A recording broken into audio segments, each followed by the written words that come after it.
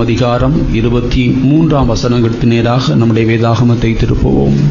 తెస్సలోనికీయులకు రాసినటువంటి మొదటి పత్రిక 5వ అధ్యాయం 23వ వాక్యముకు నేరుగా మన యొక్క గ్రంథములను మనం త్రిప్పెదము.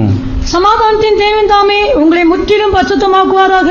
உங்கள் ஆவி, ஆத்மா, சரீரம் முழுவதும் நம்முடைய கர்த்தராகிய இயேசு கிறிஸ்து வரும்போது குற்றமற்றதாய் இருக்கும்படி காக்கப்படுவதாக. அடுத்த வசனம். உங்களை அழைக்கிறவர் உண்மையுள்ளவர், அவர் அப்படியே செய்வார். கர்த்தருடைய நாமத்திற்கு மகிமை உண்டாகட்டும். దేవుని యొక్క నామమునకు మహిమ కలుగును గాక.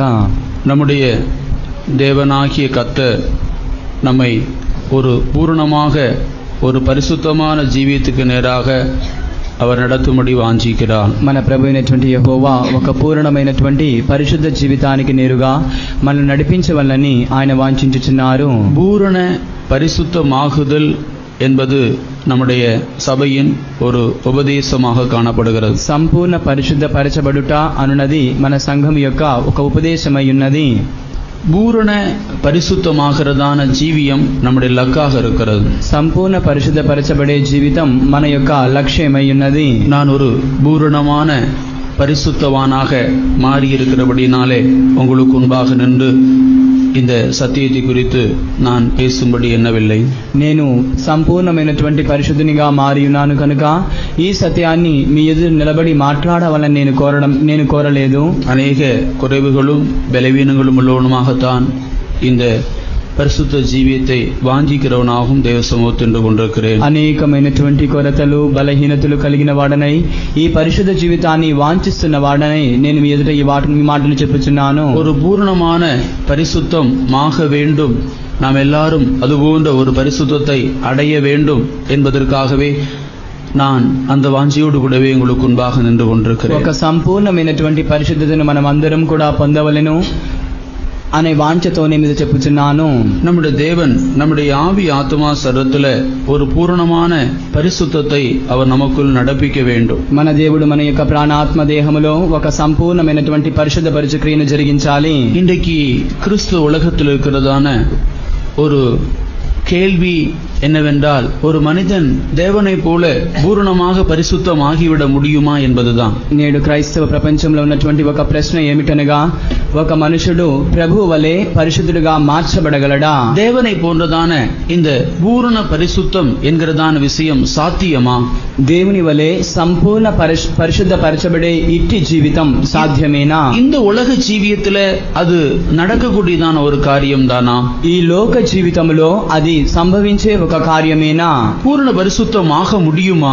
సంపూర్ణమైనటువంటి పరిశుద్ధ పరచబడగలడా என்கிறதான பலதரப்பட்டதான கேள்வியோடு கூட அந்த இடத்துக்கு வராதபடிக்கு அவர்கள் நின்று விடுகிறார்கள் అని పలు విధమైనటువంటి ప్రశ్నలతో అట్టి స్థితికి వారు రాకుండానే ఆపివేయబడుచున్నారు. தேவனுடைய வசனத்தின் ஆதாரத்தோடு கூட நான் பூரணமாக பரிசுத்தம் ஆகும்படிதான் அழைக்கப்பட்டிருக்கிறோம், பூரணமான பரிசுத்தம் நாம் அடைந்து கொள்ள முடியும் என்கிறதான நம்பிக்கை நமக்குள்ளே காணப்பட வேண்டும். దేవుని యొక్క వాక్య ఆధారముతో సంపూర్ణమైనటువంటి పరిశుద్ధత కొరకే నేను పిలువబడి ఉన్నాను, సంపూర్ణమైనటువంటి పరిశుద్ధతను నేను పొందగలను అనే నిశ్చితతోనే మనం సాగిపోవలెను. கர்த்தரால் அழைக்கப்பட்டிருக்கிறதான ஒவ்வொரு கர்த்தருடைய பிள்ளைகளை குறித்த ஆண்டவரின் நோக்கமும் சித்தமும் அதுவாகவே இருக்கிறது. దేవుని చేత పిలువబడినటువంటి ప్రతి దేవుని బిడ్డను గూర్చినటువంటి దేవుని యొక్క ఉద్దేశము, ఆయన యొక్క పిలుపు కూడా అది అయ్యున్నది. லேவிய ராகமம் 19 அதிகாரம் 2 வசனத்தில் வாசிக்கும் போது, లేవి కాండం 19వ అధ్యాయం 2వ వాక్యం చదువుచుండగా, நீ இஸ்ரவேல் புத்திரரின் சபை அனைத்தோடும் சொல்ல வேண்டியது என்னவென்றால், நீ இஸ்ரவேல் புத்திரரின் சபை அனைத்தோடும் சொல்ல வேண்டியது என்னவென்றால், ఇశ్రాయేలు యొక్క సర్వ సమాజముతో నీవు చెప్పవలసినది ఏమిటనగా, உங்கள் தேவனும் கர்த்தருமாகிய நான் பரிசுத்தர், ஆகையால் நீங்களும் பரிசுத்தராய் இருங்கள். உங்கள் தேவனும் கர்த்தருமாகிய நான் பரிசுத்தர், ஆகினாலே நீங்களும் பரிசுத்தராய் இருங்கள். మీ దేవుడను పరిశుద్ధుడైనటువంటి యెహోవానగు నేను పరిశుద్ధుని కనుక మీరు పరిశుద్ధులైయుండుడి. இஸ்ரவேல் புத்திரரின் சபை அனைத்தோடும் சொல்ல வேண்டியதான விஷயமாக ஆண்டவருக்கு அது காணப்பட்டது. ఇశ్రాయేలు యొక్క సర్వ సమాజంతో చెప్పవలసినటువంటి విషయముగా ప్రభువునకు ఇది తోచెను. பழைய ஏற்பாட்டு காலத்திலே இஸ்ரவேல் சபையை நோக்கி சொன்னதான கர்த்தருடைய வார்த்தை தான் அது. நான் பரிசுத்தர் பரிசுத்தர் ஆகினால நீங்களும் பரிசுத்தராக இருங்கள் என்பது. పాత నిబంధనలో ఉన్నటువంటి ఇశ్రాయేలుల యొక్క సర్వ సమాజము వైపుగా చెప్పినటువంటి దేవుని మాటలే ఇవి. నేను పరిశుద్ధుడను కనుక మీరును పరిశుద్ధులయుండుడి. லேவியராகமம் 20ஆம் அதிகாரம் 7-8 வசனங்கள்ல வாசிக்கும் போது, లేవి కాండం 20వ అధ్యాయం 7-8 వాక్యములు చదువుచుండగా, ஆதலால் நீங்கள் உங்களை பரிசுத்தப்படுத்தி பரிசுத்தராய் இருங்கள். நான் உங்கள் தேவனாகிய கர்த்தர். என் கட்டளைகளை கைக்கொண்டு நடவுங்கள். நான் உங்களை பரிசுத்தமாக்குகிற கர்த்தர். நான் உங்களை பரிசுத்தமாக்குகிற கர்த்தர். నేను మిమ్మును పరిశుద్ధపరచు ప్రభువునయ్యున్నాను. நீங்கள் உங்களை பரிசுத்தப்படுத்தி பரிசுத்தராயிருங்கள். మిమ్మును మీరు పరిశుద్ధపరచుకొని పరిశుద్ధులయుండుడి. நான் உங்கள் தேவனாகிய கர்த்தர். నేను మీ దేవుడైనటువంటి యెహోవాను. என் கட்டளைகளை கைக்கொண்டு நடவுங்கள். நான் உங்களை பரிசுத்தமாக்குற கர்த்தர். నా యొక్క ఆజ్ఞలను గైకొను నడువుడి.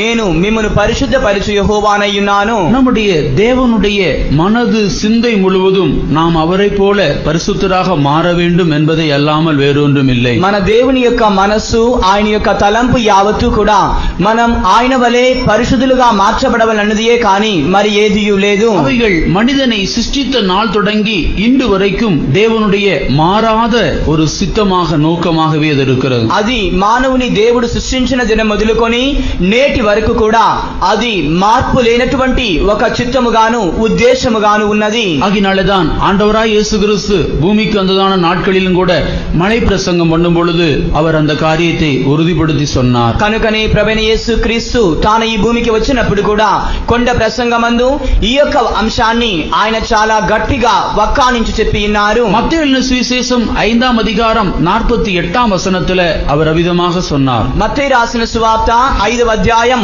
48వ వాక్యమందు ఆయన అలాగున చెప్పి ఉన్నారు. ஆகையால் பரலோகத்தில் இருக்கிற உங்கள் பிதா பூர்ண சற்குணராய் இருக்கிறது போல நீங்களும் பூரண சற்குணராய் இருக்க கடவீர்கள். பரலோகத்தில் இருக்கிறதான உங்கள் பிதா பூரணமான சற்குணராக இருக்கிறது போல நீங்களும் பூர்ண சற்குணராக இருக்க கடவீர்கள். పరలోకమందున్నటువంటి మీ తండ్రి పూర్ణమైనటువంటి సద్గుణుడై ఉన్నందువలన మీరు కూడా పరిపూర్ణులై ఉండవలెను. நாம் நம்முடைய ஜீவியத்துல பூரண பரிசுத்தமாக வேண்டும் என்பது கர்த்தர் நமக்கு கொடுக்கிறதான ஒரு கட்டளை. మన జీవితంలో మనం పూర్ణమైనటువంటి పరిశుద్ధపరచబడవలెను అన్నది ప్రభువు మనకిస్తున్నటువంటి ఒక ఆజ్ఞ అయ్యున్నది. பூமியிலே வந்ததான குமாரன் பிதாவை போல அவர் பூரணம் அடைய வேண்டியவராக இருந்தார். ఈ భూమికి వచ్చినటువంటి కుమారుడు తండ్రి వలె పరిపూర్ణత నొందవలసిన వాడై ఉండెను. அவர் பூர்ணரான தேவகுமாரனாக இருந்தாலும் நமக்காகவே இந்த பூமியில வந்து பலவீனமான மாம்சத்தில் இருந்து கொண்டு இந்த பரிபூர்ணமான பிதாவின் பூர்ணத்துக்கு அடைந்தவராக பிதாவிடத்தில் ஏறி போயிருக்கிறார். ఆయన ఒక పరిపూర్ణమైనటువంటి దైవ కుమారుడై ఉన్నప్పటికీ కూడా మన నిమిత్తమే బలహీనమైనటువంటి యొక్క శరీరమందు ఆయన ప్రత్యక్షమై మన వలె ఆయన ఆ యొక్క బలహీనతలో నుంచి తండ్రి యొక్క పరిపూర్ణతకు సాగి ఆ విధముగా తండ్రి సముఖానికి గడిచి వెళ్ళి ఉన్నారు. பழைய ஏற்பாட்டு நாட்களிலே நான் பரிசுத்தரா இருக்கிறது போல நீங்களும் பரிசுத்தரா இருங்கள் என்று ஆண்டவர் சொன்னாலும் பழைய ஏற்பாட்டு காலத்தினுடைய அந்த முறைமை ஒரு மனிதனை பூரணமாக பரிசுத்தமாக்க முடியாத பலவீனமான முறைமையாய் காணப்பட்டது. పాత నిబంధన కాలంలో నేను పరిశుద్ధుడై ఉన్నాను కనుక మీరు కూడా పరిశుద్ధులై ఉండుడని ప్రభువు సెలవిచ్చినప్పటికీ కూడా పాత నిబంధనలో వారికి ఇవ్వబడినటువంటి ఆ యొక్క అలవాట్లన్నీ కూడా ఏ మనుషుని పరిపూర్ణునిగా మార్చలేకపోయిను.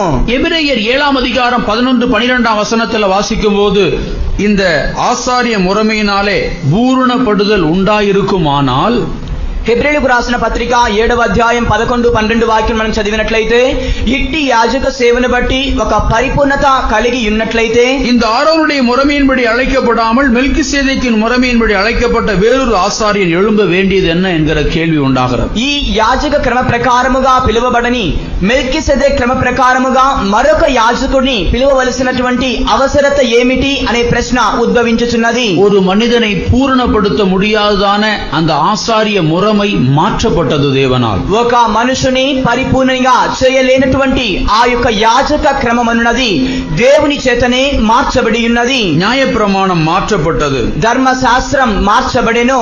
ஒரு புதிய முறைமையை தேவன் உண்டாக்கும்படி சித்தம் கொண்டார். ఒక క్రొత్త క్రమాన్ని దేవుడు కలుగ చేయడానికి చిత్తగించెను. அதுதான் மெல்கிசேதேக்கினுடைய முறைமை. అది మెల్కిసెదెకు క్రమమై ఉన్నది. மெல்கிசேதேக்கின் முறைமைக்காக அவர் என்றென்றைக்கும் ஆசாரியராய் காணப்படுகிறார். మెల్కీసెదెకు క్రమ చెప్పున ఆయన నిరంతరం యాజకుడై ఉన్నాడు. அவர் மெல்கிசேதேக்கின் முறைமையின்படி என்றென்றைக்கும் ஆசாரியராக இருக்கிறார். ఆయన మెల్కీసెదెకు క్రమ ప్రకారముగా నిరంతరం యాజకుడై ఉన్నాడు.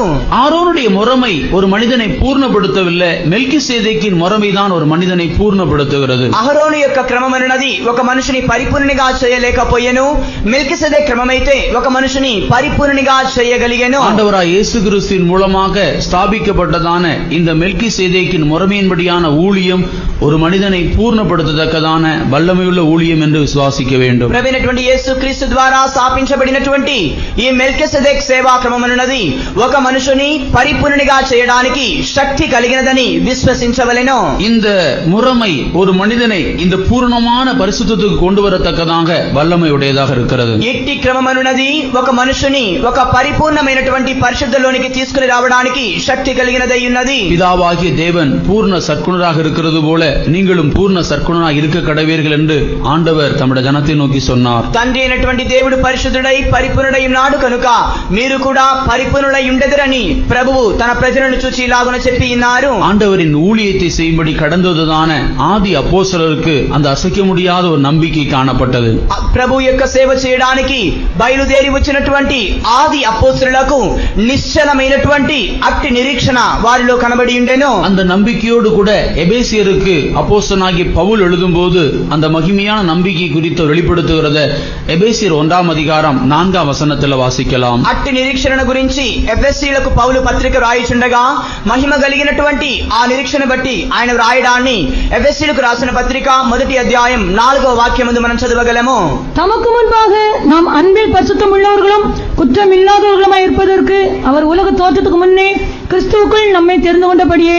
ஆம், அன்பில் நாம் குற்றமற்றவர்களும் பரிசுத்தம் உள்ளவர்களுமாக இருப்பதற்கு உலக தோற்றத்துக்கு முன்பாகவே கிறிஸ்துவுக்குள் அவர் நம்மை தெரிந்து கொண்டார். ప్రేమలో మనం పరిశుద్ధులముగాను నిర్దోషులమై ఉండవలెనని జగత్పునాది వేయబడక మునుపే క్రీస్తులో ఆయన మనల్ని ఏర్పరచుకొనెను. அன்பில் பரிசுத்தம் உள்ளவர்களாகவும் குற்றமில்லாதவர்களுமாய் இருப்பதற்காக உலக தோற்றத்துக்கு முன்பாகவே நம்மை தெரிந்து கொண்டாராம். ప్రేమలో మనం పరిశుద్ధులముగాను నిర్దోషులమై ఉండడానికి జగత్పునాది వేయబడక మునుపే ఆయన మనల్ని క్రీస్తునందు ఏర్పరచుకొనెను. அன்பில் நாம் பரிசுத்தராக இருக்க வேண்டும் என்பது உலகம் தோன்றுவதற்கு முன்பாகவே தேவன் நம்மை தெரிந்து கொண்டபோது அவருடைய மனதில் இருந்த நோக்கமாக இருந்தது. ప్రేమలో మనం పరిశుద్ధులై ఉండవలెనన్నది జగత్పునాది వేయబడక మునుపే తండ్రి యొక్క మనసులో ఉన్నటువంటి ఒక అంశమై ఉండెను. அந்த நம்பிக்கையோடு எபேசியர் 5:27 எழுதுகிறார். అట్టి నిరీక్షణతోని ఎఫెసీయులకు రాసిన పత్రిక 5:27లో వ్రాయిచున్నారు. கரை திரை முதலானவைகள் ஒன்றுமில்லாமல் మచ్చ డాగు మడత మరి అట్టిదేదియు లేకుండా பரிசுத்தமும் பிழையற்றதுமான மகிமுள்ள சபையாக அதை தமக்கு முன் நிறுத்திக் கொள்வதற்காக தம்மை தாமே அதற்காக ஒப்பு கொடுத்தார். పరిశుద్ధమైనదిగాను నిర్దోషమైనదిగాను మహిమగల సంఘముగాను ఆయన తన ఎదుట దాన్ని నిలబెట్టుకొనవలెనని ఆయన తన్ను తానే దాని కొరకై అప్పగించుకొనెను. கரை திரை முதலானவைகள் ஒன்றுமில்லாத ஒரு பரிசுத்த சபைக்காகத்தான் இயேசு தன்னை ஒப்பு கொடுத்திருக்கிறார். కలంకమైనను ముడత అయినను అట్టిది మరి ఏదైనా లేనటువంటి ఒక పరిశుద్ధమైన సంఘము కొరకే యేసు ప్రభు తన్ను అప్పగించుకొని ఉన్నారు. ஒரு பாவி மனம் திரும்புவதிலேயோ ஒரு வியாதியஸ்தன் சுகமாகிறதிலேயோ ஒரு பெரிய விஷயம் இல்லை.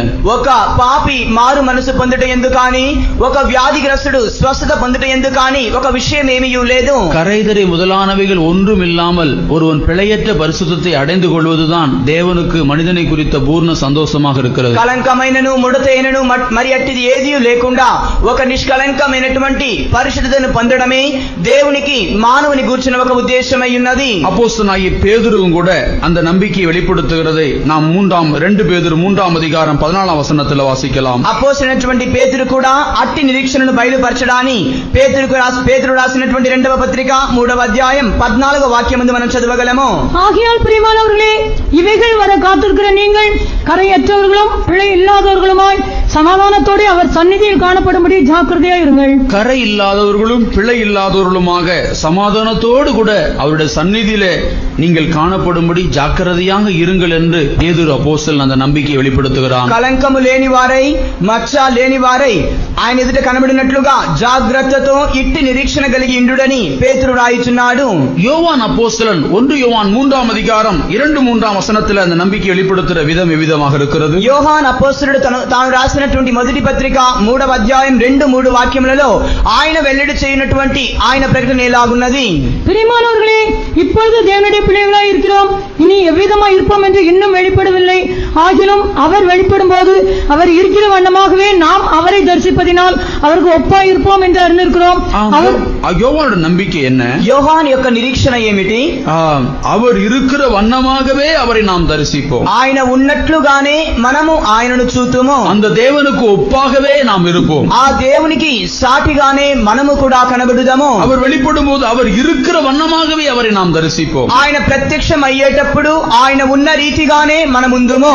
அவர் மேல் இப்படிப்பட்ட நம்பிக்கை உள்ள எவனும் அவர் சுத்தம் உள்ளவராக இருக்கிறது போல தன்னையும் சுத்திகரித்துக் கொள்ளுகிறான். ఆయన మీద ఇట్టి నిరీక్షణ కలిగిన వాడెవడైనను సరే ఆయన పరిశుద్ధుడై ఉన్న ప్రకారముగా తన్ను తానే పవిత్రునిగా చేసుకొనును. வேத வசனங்களில் ஆதாரத்தோடு கூட ஒரு மனிதன் பூரண பரிசுத்தமாகிற ஜீவியம் செய்வது சாத்தியமே. దేవుని యొక్క వాక్యాధారముతో ఒక మనుషుడు పూర్ణమైనటువంటి పరిశుద్ధమైన జీవితం చేయుట సాధ్యమే. அவனுடைய ஜீவியத்திலே பூரணமாக பரிசுத்தமாகும்படி தேவன் அவனுக்கு உதவி செய்ய வல்லவராக இருக்கிறான். అతని జీవితంలో పరిపూర్ణమైనటువంటి పరిశుద్ధ నొందడానికి ప్రభు అతనికి సహాయం చేయును. எந்த மனிதனையும் கிறிஸ்து இயேசுவுக்குள்ளே தேர்ந்தவர்களாக நாங்கள் நிறுத்துவோம் என்கிற நம்பிக்கை அப்போஸ்தலருக்குள்ளே காணப்பட்டது. ప్రతి మనుషుని క్రీస్తు యేసు ఎదుట మేము సంపూర్ణంగా చేసి నిలబెట్టగలము అనే నిరీక్షణ అపోస్తలులలో కనబడి ఉండెను. நம்முடைய ஜீவியத்திலே நாம் ஒரு பூரணமான ஒரு பரிசுத்த ஜீவியத்தை செய்ய வேண்டும் என்று கர்த்தருடைய சமூகத்திலே அனுதினமும் வாஞ்சிக்கிறவர்களாக காணப்பட வேண்டும். మన యొక్క జీవితంలో ఒక పరిపూర్ణమైనటువంటి పరిశుద్ధ జీవితాన్ని చేయవలెనని దేవుని సన్నిధిలో అనుదినము కూడా మనం వాంఛించవలెను. ஒரு மனிதன் பூரணமாக பரிசுத்தத்தை அடையும் போது அவனுக்குள்ளே உண்டாகிறதான மாற்றங்கள் தான் என்ன? ఒక మనుషుడు పూర్ణమైనటువంటి పరిశుద్ధ నొందుచుండగా అతనిలో కలుగుచున్నటువంటి మార్పులు ఏమిటి? அவனுடைய ஜீவியத்துக்குள் ஒரு பூரணமான அன்பு உண்டாகிறது. అతని జీవితంలో పరిపూర్ణమైనటువంటి ప్రేమ కలుగుచున్నది. ஒரு தூய்மையான அனுபவம் அவனுடைய இருதயத்துக்குள்ள உண்டாகிறது. ఒక పవిత్రమైనటువంటి అనుభవం అతని హృదయంలో కలుగుచున్నది. அவனுடைய உள்ளான மனுஷனிலே ஒரு பெரிய இளைப்பாறுதல் உண்டாகிறது. అతని యొక్క అంతరంగ మనుషుని యందు ఒక విశ్రాంతి కలుగుచున్నది. அவன் எந்த விதமான புகழையும் விரும்பி போகாத மனிதனாக இருக்கிறான். అతడు ఎటువంటి కీర్తిని కూడా అపేక్షించి వెళ్ళనటువంటి మనుషుడై ఉన్నాడు. எந்த விதமான புகழையோ உயர்வையோ அவன் நாடுகிறவன் அல்ல. ఎటువంటి ప్రఖ్యాతిని గాని ఎటువంటి ఘనతను కాని అతడు వెతికి వెళ్ళువాడు కాదు. எந்த விதமான தீய காரியங்கள் அவனுடைய ஜீவியத்தில் நேரிட்டாலும் அதுகளை குறித்து அவன் கலங்குகிறவன் அல்ல. ఎటువంటి కీడైన కార్యములు అతని జీవితంలో సంభవించినను వాటిని చూచి అతడు జడియువాడు కాడు.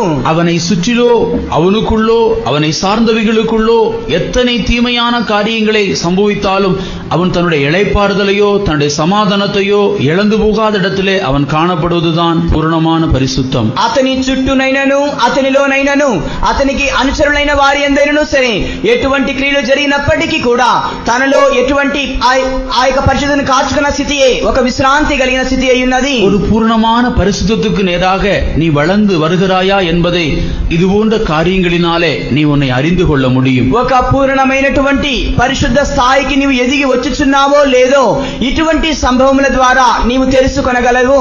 அன்பில் குற்றமில்லாத இடத்தில் நீ காணப்பட முடிகிறதா? ప్రేమలో కలంకము లేని ఒక స్థితిలో నీవు కనబడగలుగుచున్నావా? உன்னுடைய இருதயத்தில் எப்பொழுதும் ஒரு தூய்மையை காண முடிகிறதா? నీ హృదయాంతరంగంలో ఒక పవిత్రతను చూడగలుగుచున్నావా? ஆம், தேவன் விரும்புகிறதான அந்த தூய்மையான பரிசுத்தம் உனக்குள்ளே காணப்பட முடிகிறதா? ప్రభువు కోరుచున్నటువంటి ఆ పవిత్రమైనటువంటి పరిశుద్ధత నీలో కనబడుచున్నదా? எந்த சூழ்நிலையிலும் நீர் ஒரு இளைப்பாறுதலோடு சமாதானத்தோடு உன்னால் காணப்பட முடிகிறதா? ఏ సందర్భములోనైనా సరే నీవు నెమ్మది కలిగి సమాధానము కలిగి కనబడగలుగుచున్నావా? மற்றவர்கள் உன்னை புகழ்ந்து பேசுவது உனக்கு பிரியமில்லாத அனுபவம் உனக்குள் காணப்படுகிறதா? ఇతరులు నిన్ను పొగడి మాట్లాడడం నీకు ఇష్టం లేనటువంటి ఒక అనుభవముగా నీకు కనబడుచున్నదా? நீ தேவன் எதிர்பார்க்கிறதான பரிசுத்தத்துக்கு நேராக கடந்து போகிற ஒரு மனிதனாக இருக்கிறாய். నీవు దేవుడు కోరుచున్నటువంటి పరిశుద్ధతకు నేరుగా సాగిపోవచ్చున్న ఒక మనుషుడవై ఉన్నావు. இந்த பூரணமான பரிசுத்த ஜீவியம் என்று சொல்லுகிறது எப்பொழுது எங்கே ஒரு மனித வாழ்க்கையிலே ஆரம்பமாகிறது? ఈ పరిపూర్ణమైనటువంటి పరిశుద్ధ జీవితం అన్నది ఎప్పుడు ఎక్కడ ఒక మనుషుని జీవితంలో ప్రారంభమగుచున్నది. ஒரு மனிதனுடைய ரட்சிப்பில் தான் இந்த ஜீவியமானது ஒரு மனிதனுக்குள் ஆரம்பமாகிறது. ఒక మనుషుని యొక్క రక్షణలోనే ఈ జీవితం అన్నది ప్రారంభమగుచున్నది. ஒரு மனிதனுடைய ரட்சிப்புக்குள் தான் இந்த அனுபவம் உண்டாகிறது. ఒక మనుషుని యొక్క రక్షణలోనే ఇట్టి అనుభవం కలుగుచున్నది. ஆண்டவர் ஆண்டவராய் இயேசு கிறிஸ்து இந்த மகிமையான ஒரு மார்க்கத்தை அவனுக்காக திறக்கிறான். ప్రభువైనటువంటి యేసుక్రీస్తు మహిమ కలిగినటువంటి మార్గాన్ని అతని కొరకై తెరచుచున్నారు. எபிரேயர் 10ஆம் அதிகாரம் 19-20 வசனத்தில் நாம் அதை வாசிக்கலாம். హెబ్రీయులకు రాసిన పత్రిక 10వ అధ్యాయం 19-20 వాక్యములలో మనం దీనిని గురించి చదవగలము.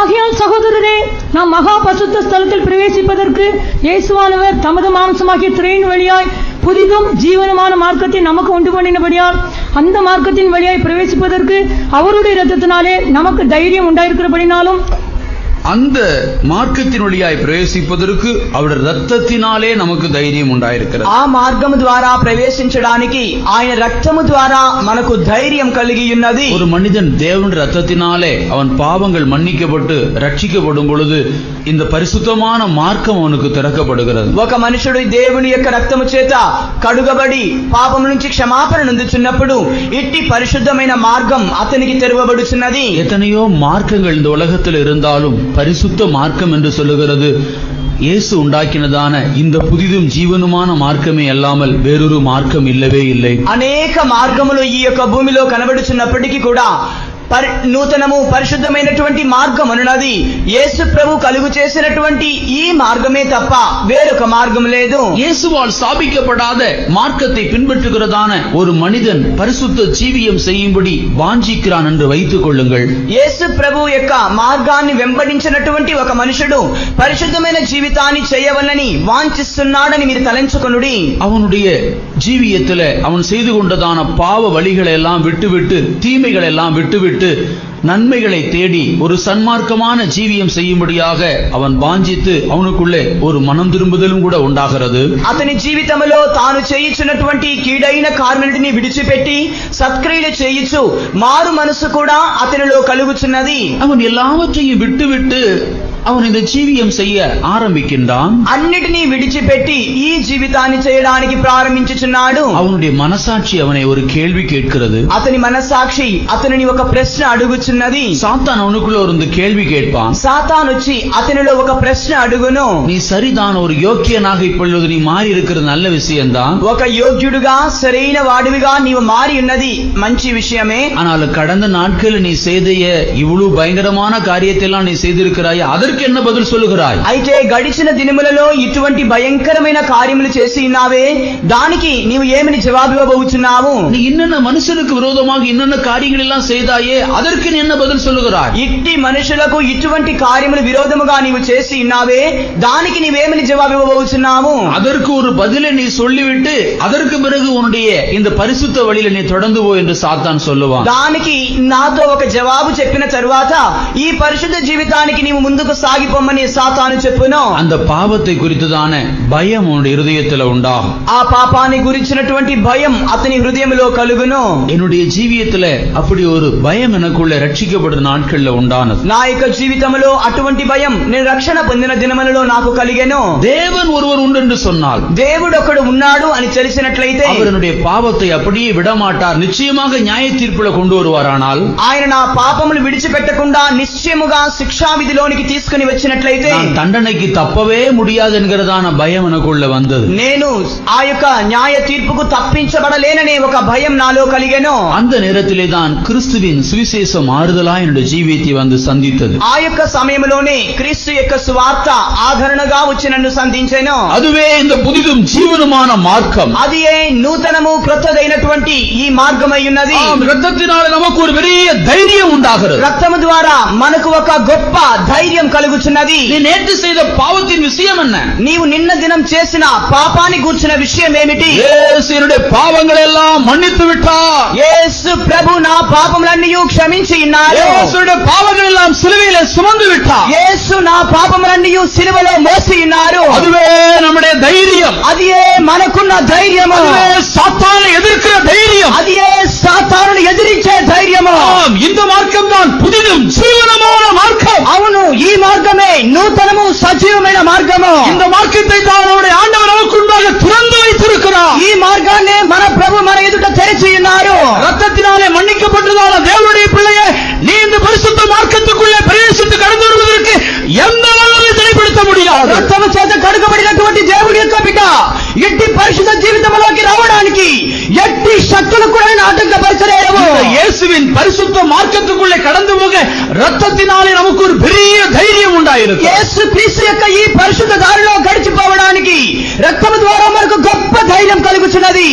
இந்த ரத்தத்தினால் என்னுடைய பாவங்கள் எல்லாம் மன்னிக்கப்பட்டிருக்கிறது என்கிற நிச்சயம் எவனொருவனுக்கு இல்லையோ அவன் இந்த பரிசுத்த ஜீவியத்தை செய்ய ஆரம்பிக்கவே முடியாது. ఈ రక్తము ద్వారా నా పాపములు క్షమించబడి ఉన్నవనే నిశ్చయత ఏ మనుషునికైతే లేకుండా ఉన్నదో అతడు ఇట్టి పరిశుద్ధ జీవితాన్ని ప్రారంభించని కూడా సాధ్యపడడు. ஒரு மனிதன் ரட்சிக்கப்பட்ட உடன் தானே இந்த பூரண பரிசுத்தமாகுதல் என்கிறதான உபதேசம் அவனுக்கு கொடுக்கப்பட வேண்டியதாக இருக்கிறது. ఒక మనుషుడు రక్షణ పొందిన వెంటనే సంపూర్ణ పరిశుద్ధ పరచబడుట అనే సత్యం అతని చేతికి ఇవ్వబడవలెను. ஒரு மனிதன் ரட்சிக்கப்பட்டவுடன் ఒక మనుషుడు రక్షణ పొందిన వెంటనే அவன் மறுபடியும் பிறந்ததான ஒரு ஆவிக்குரிய குழந்தையை போல காணப்படுகிறான். మరలా జన్మించినటువంటి ఒక ఆత్మీయ శిశువు వలె కనబడుచున్నాడు. சர்வ பிரகாரமாக ஒரு குழந்தை பிறக்கும் பொழுது శరీర రీతిగా ఒక శిశువు జన్మించుచుండగా அந்த பிள்ளையினுடைய எல்லா அவயங்களும் பூரணமாகத்தான் இருக்கிறது. ఆ శిశువు యొక్క అవయములన్నీ కూడా పరిపూర్ణముగానే ఉన్నవి. அந்த பிள்ளை பிறந்து அதை சுத்திகரித்து வைத்திருக்கும் போது எல்லா அவயங்களும் பூரணமாக இருக்கிறது. ఆ శిశువు జన్మించి శుద్ధీకరించబడిన తరువాత దాని అవయములన్నీ కూడా పరిపూర్ణముగానే కనబడుచున్నవి. அதற்கு இரண்டு அழகான கால்கள் இருக்கிறது. దానికి రెండు అందమైనటువంటి కాళ్ళున్నవి. இரண்டு நல்ல கைகள். రెండు మంచి చేతులున్నవి. அவைகளில் நல்ல 10 விரல்கள் பூர்ணமாக இருக்கிறது. ఆ రెండు చేతుల్లో కూడా చక్కని పూర్ణమైన 10 వ్రేళ్లున్నవి. அவனுடைய தலை, அவருடைய முகம் எல்லாமே பூர்ணமாக இருக்கிறது. అతని శిరస్సు అతని ముఖమంతయు కూడా పూర్ణముగానే ఉన్నది. அந்த பிள்ளை பூர்ணமாக இருக்கிறது என்பதற்காக அதன் பிறகு அந்த பிள்ளைக்குள்ளே ஒரு வளர்ச்சி உண்டாகாமல் இருக்க முடியாது. ఆ శిశువు పరిపూర్ణముగా ఉన్నదని అటు తర్వాత ఆ శిశువులో ఒక ఎదుగుదల లేకుండా ఉండదు. அது வளர வேண்டியது அவசியமாக இருக்கிறது. అది పెరుగవలసినది అవసరమై ఉన్నది. அதனுடைய அவயங்கள் எல்லாம் பூர்ணமாக தான் சிருஷ்டிக்கப்பட்டிருக்கிறது. ஆனால் ஒவ்வொரு அவயங்களும் அதற்குள்ள ஒரு வளர்ச்சியை எதிர்பார்க்கிறது. దాని యొక్క అవయములన్నీ కూడా పరిపూర్ణముగానే సృష్టించబడి ఉన్నది. ఆయనను కూడా ప్రతి అవయములో కూడా ఒక ఎదుగుదల అవసరమై ఉన్నది. ரெண்டு நல்ல கால்கள் இருக்கிறது என்று சொல்லி பிறந்த பிள்ளையை கொண்டு வந்து நிற்க வைத்தால் என்ன சம்பவிக்கும்? రెండు మంచి కాళ్ళున్నవి కదా అని చెప్పి పుట్టినటువంటి ఆ శిశువును తీసుకుని వచ్చి నిలబెట్టినట్లయితే ఏమి జరుగును? நல்ல கை இருக்கிறது என்று சொல்லி ஒரு தட்டுல நல்ல சாப்பாடு போட்டு எடுத்து சாப்பிடு என்று சொன்னால் பிள்ளைக்கு என்ன சம்பவிக்கும்? ఒక మంచి చేతులున్నవి కదా అని చెప్పి ఒక పల్లెంలో అన్నం వేసి చేతికిచ్చి తినమని చెప్పినట్లయితే ఏమి సంభవించును? பிறந்த பிள்ளையினிடத்திலே புட்டியிலே பால் ஊற்றி வைத்துவிட்டு அம்மா வேலை செய்ய போகிறேன் எடுத்து குடித்துக் கொண்டு இரு என்று சொன்னால் அந்த பிள்ளைக்கு என்ன சம்பவிக்கும்? పుట్టినటువంటి శిశువు యొద్ద ఆ పాల బుడ్డిలో పాలు పోసి నేను పనికి వెళుచున్నాను కనుక నీవు పాలు తీసుకుని త్రాగుమని చెప్పినట్లయితే ఏమి సంభవించును? பிள்ளை வளராதபடிக்கு மரித்து போய்விடும். ఆ బిడ్డ ఎదుగకుండా చనిపోవును. ஒரு மறுபடியும் பிறந்ததான மனுஷனுடைய ஜீவியத்தில கூட அதன் பிறகு ஒரு வளர்ச்சி அவசியமாக இருக்கிறது. మరలా జన్మించినటువంటి ఒక మనుషుని జీవితంలో కూడా అటు తరువాత ఒక ఎదుగుదల అవసరమై ఉన్నది. இன்றைக்கு கிறிஸ்தவ உலகம் நஷ்டப்படுகிறதான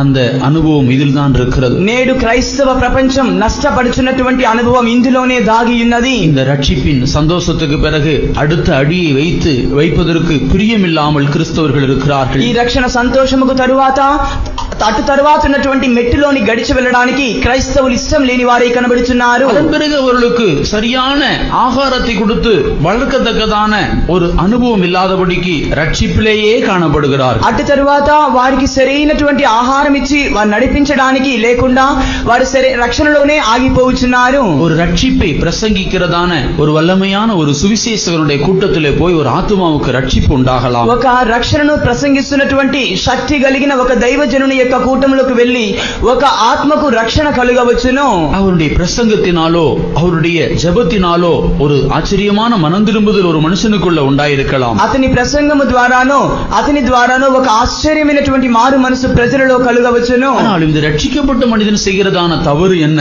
అయితే రక్షణ పొందిన ఈ మనుషుడు చేయుచున్న తప్పేమిటి? அந்த குறிக்கப்பட்டதான பிரசங்கியினால்தான் நான் ரட்சிக்கப்பட்டேன், ఆ నిర్ణయించబడినటువంటి ప్రసంగికుని ద్వారానే నేను రక్షణ పొంది ఉన్నాను, அதனாலே தான் அவனுடைய வியாதி சுகமானது. ఆ దాని ద్వారానే నా వ్యాధి బాగుపడెను. அதன் பிறகு அவர் எங்கெல்லாம் கூட்டு நடத்துகிறாரோ அங்கெல்லாம் அவரை பின்பற்றி போவார்கள். అటు తరువాత ఆ ప్రసంగికుడు ఎక్కడెల్లా కూటం నడిపిస్తున్నారో అక్కడికెల్లా వారు వెంబడించి వెళ్తారు. அவருடைய ஊழியம் அனுதினமும் ரட்சிப்பை குறித்ததான சுவிசேஷத்தை பிரசங்கிப்பதுவே. ఆయన యొక్క సేవ అనుదినము కూడా రక్షణను గూర్చిన సువార్త ప్రసంగించడమే. ரட்சிக்கப்பட்டதான ஒரு மனிதனுக்கு ரட்சிப்பின் சுவிசேஷம் அந்த இடத்தில் அறிவிக்கப்பட்டு கொண்டே இருக்கும் என்று சொன்னால் இவன் போய் கேட்டுக்கொண்டே இருப்பான் என்றால் இவன் எப்பொழுது தன்னுடைய ஜீவியத்தில் வளர முடியும்? రక్షణ పొందుతున్నటువంటి ఒక మనుషుడు రక్షణ సువార్త ప్రకటించబడుచుండగా ఎల్లప్పుడూ కూడా అతడు అక్కడికి వెళ్లి ఆ సువార్తనే వినుచున్నట్లయితే ఇతనిలో ఎదుగుదల ఎప్పుడు కలుగును? ரட்சிப்பை அறிவிக்கிறதான சுவிசேஷகர்கள் ஒரு சரியான ஆவிக்குரிய சபையோடு கூட நீங்கள் ஐக்கியப்பட்டு இந்த ஜீவியத்தில் வளருங்கள் என்று போதிக்கிறதான பிரசங்கங்கள் குறைவாக இருக்கிறதுனாலே தான் இன்றைக்கு அநேக ஆவிக்குரிய குழந்தைகளாகவே இருக்கிறார்கள். రక్షణ సువార్తను ప్రసంగిస్తున్నటువంటి అనేక మంది ప్రసంగికులు రక్షణ పొందినటువంటి ప్రజలారా మీరు సమీపంలో ఉన్నటువంటి సరైన ఆత్మీయ సంఘానికి వెళ్లి మీ యొక్క ఐక్యతను ఉంచుకొనుడి అని చెప్పువారు చాలా స్వల్ప సంఖ్యలో ఉన్నారు. அவர்களுடைய வேலை ஒரு புதிதும் ஜீவனுமான மார்க்கத்தை காண்பித்து கொடுக்கிற வேலை. వారి యొక్క పని నూతనమును జీవమైనటువంటి మార్గాన్ని మీకు తెలియపరచడమే. ஆனாலும் இந்த புதிதும் ஜீவனுமான மார்க்கத்துக்குள்ளாக தொடர்ந்து பிரயாணப்படுகிறதான சத்தியம் உபதேசம் கொடுக்கப்பட வேண்டும். అయితే ఆ నూతనము జీవమైనటువంటి మార్గంలోనికి కొనసాగుతూ వెళ్ళడానికి కావలసినటువంటి సత్యము ఉపదేశములన్నది ఇవ్వబడుచు ఉండవలెను. அதனால்தான் இன்றைக்கு அநேக ஆவிக்குரிய குழந்தைகள் பிறந்து மரித்து போய்விடுகிறது. కనుకనే నేడు అనేక మంది ఆత్మీయ శిశువులు పుట్టి చనిపోవుచున్నారు. ஆண் பிள்ளை பிறக்கிறது என்று சொன்னால் அந்த ஆண் பிள்ளையை கொண்டு வந்து நைல் நதியிலே போட்டுவிட வேண்டும் என்றுதான் அந்த பார்வோன் கட்டளையிட்டிருந்தான். మగ శిశువు జన్మించినట్లయితే ఆ మగ శిశువును తీసుకుని వచ్చి నైలు నదిలో పాడవేయవలెననియే ఫరో ఆజ్ఞాపించి ఉండెను. அதற்கு தப்பினதான் ஆண் பிள்ளை தான் மோசே. దానికి తప్పించబడినటువంటి మగ శిశువే మోషే. இன்றைக்கும் கூட ஒரு ஜெயங்கொண்ட ஆண் பிள்ளையாய் பிறக்கிறதான பிள்ளைகள் இந்த உலகமாகிய பார்வோன், இந்த உலகத்தின் அதிபதியாகிய சாத்தான் அநேகரை நைல் நதியிலே கொண்டு வந்து போட்டு விடுகிறான். அநேக பிள்ளைகள் அநியாயமாக ஆவிக்குரிய பிள்ளைகள் மரித்து கொண்டிருப்பது கண்கூடாக நடந்து கொண்டிருக்கிற ஒரு காரியமே. నేడు కూడా మగ శిశువుగా జన్మిస్తున్నటువంటి అనేకమైనటువంటి ఆత్మలు ఈ లోకాధికారి అయినటువంటి ఫరో లేదా సాతాను అట్టి వారిని తీసుకుని వెళ్లి నైలు నదిలో పారవేయాలని ఆజ్ఞాపించి అలాగున చేయుచున్నాడు. కనుకనే అనేక మంది ఆత్మీయ శిశువులుగా పుట్టిన వారు నేడు నైలు నదిలో పడి వారు పరిதாபకరముగా మరణించుట తటస్థించుచున్నది. மோசே தப்பித்தது போல ஒரு சிலர் தப்பித்து வந்து தேவனுடைய சத்திய சபைக்குள் ஐக்கியப்பட்டு தங்களுடைய ஆவிக்குரிய ஜீவியத்தில் வளர்ந்து வருகிறார்கள். அது அவர்களுக்கு கிடைத்ததான பாக்கியமே. మోషే తప్పించబడినట్లుగా ఏదో కొందరు తప్పించబడి వారు ఆత్మీయ సంఘములోనికి నడిపించబడుచున్నారు. అది వారికి దొరికిన ధన్యతయే. அது அவர்கள் செய்ததான பாக்கியமான ஆண்டவர்களுக்கு செய்த ஒரு பாக்கியமான காரியம். ప్రభు అది వారికి చేసినటువంటి ఒక శ్రేయస్కరమైనటువంటి కార్యం అది. ஆகினாலே ஒரு மனிதனுடைய ரட்சிப்பின் பிறகு அவன் தன்னை பூரணமான ஒரு பரிசுத்தத்துக்கு நேராக வளர வேண்டும் என்று தன்னை ஒப்பு கொடுக்க வேண்டும். அதற்கேற்றதான உபதேசம் போதிக்கப்பட வேண்டும். அப்பொழுதுதான் இந்த காரியம் ஒரு மனுஷனுக்குள்ள நடக்கும். కనుకనే ఒక మనుషుడు రక్షణ పొందిన తరువాత సంపూర్ణ పరిశుద్ధ పరచబడే సత్యానికి అప్పగించుకొనవలెను. అతడు అలాగున అప్పగించుకొనవలెనంటే అట్టి సువార్త అతనికి ప్రసంగించబడవలెను. நான்காவதாக ஒரு கேள்வி. నాలుగవదిగా ఒక ప్రశ్న. இந்த பூரண பரிசுத்தமாகிறதான விஷயத்தை இந்த சர்வ வல்லமுள்ள தேவன் ஒரு மனுஷனுக்குள்ள உடனே செய்துவிட முடியுமா? ఈ సంపూర్ణ పరిశుద్ధ పరిచే క్రియను సర్వశక్తి గల దేవుడు ఒక మనుషునిలో వెంటనే చేయగలడా?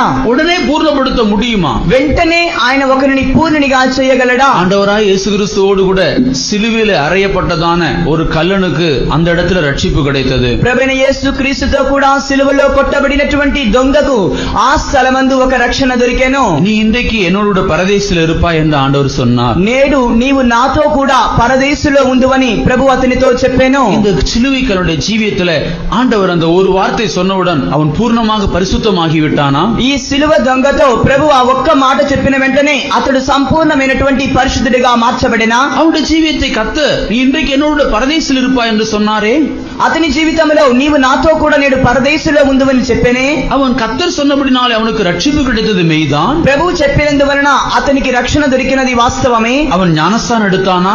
అతడు బాప్తిస్మం పొందెనా? பரிசுத்தாவின் அபிஷேகத்தை பெற்றுக்கொண்டானா? పరిశుద్ధాత్మిక అభిషేకం పొందెనా? அப்படியானால் அவனுக்கு இந்த நீதிகளுக்கெல்லாம் அவனை உட்படுத்தாதபடிக்கு தேவன் எப்படி ஒரு மகிமையான இடத்துல அவரை கொண்டு போக முடியும்? అలాగైనట్లయితే ఇట్టి నీతిలకంతా అతన్ని లోబరచకుండా ఒక మహిమ కలిగిన స్థలానికి ప్రభు ఎలాగున అతనిని తీసుకుని వెళ్ళగలడు?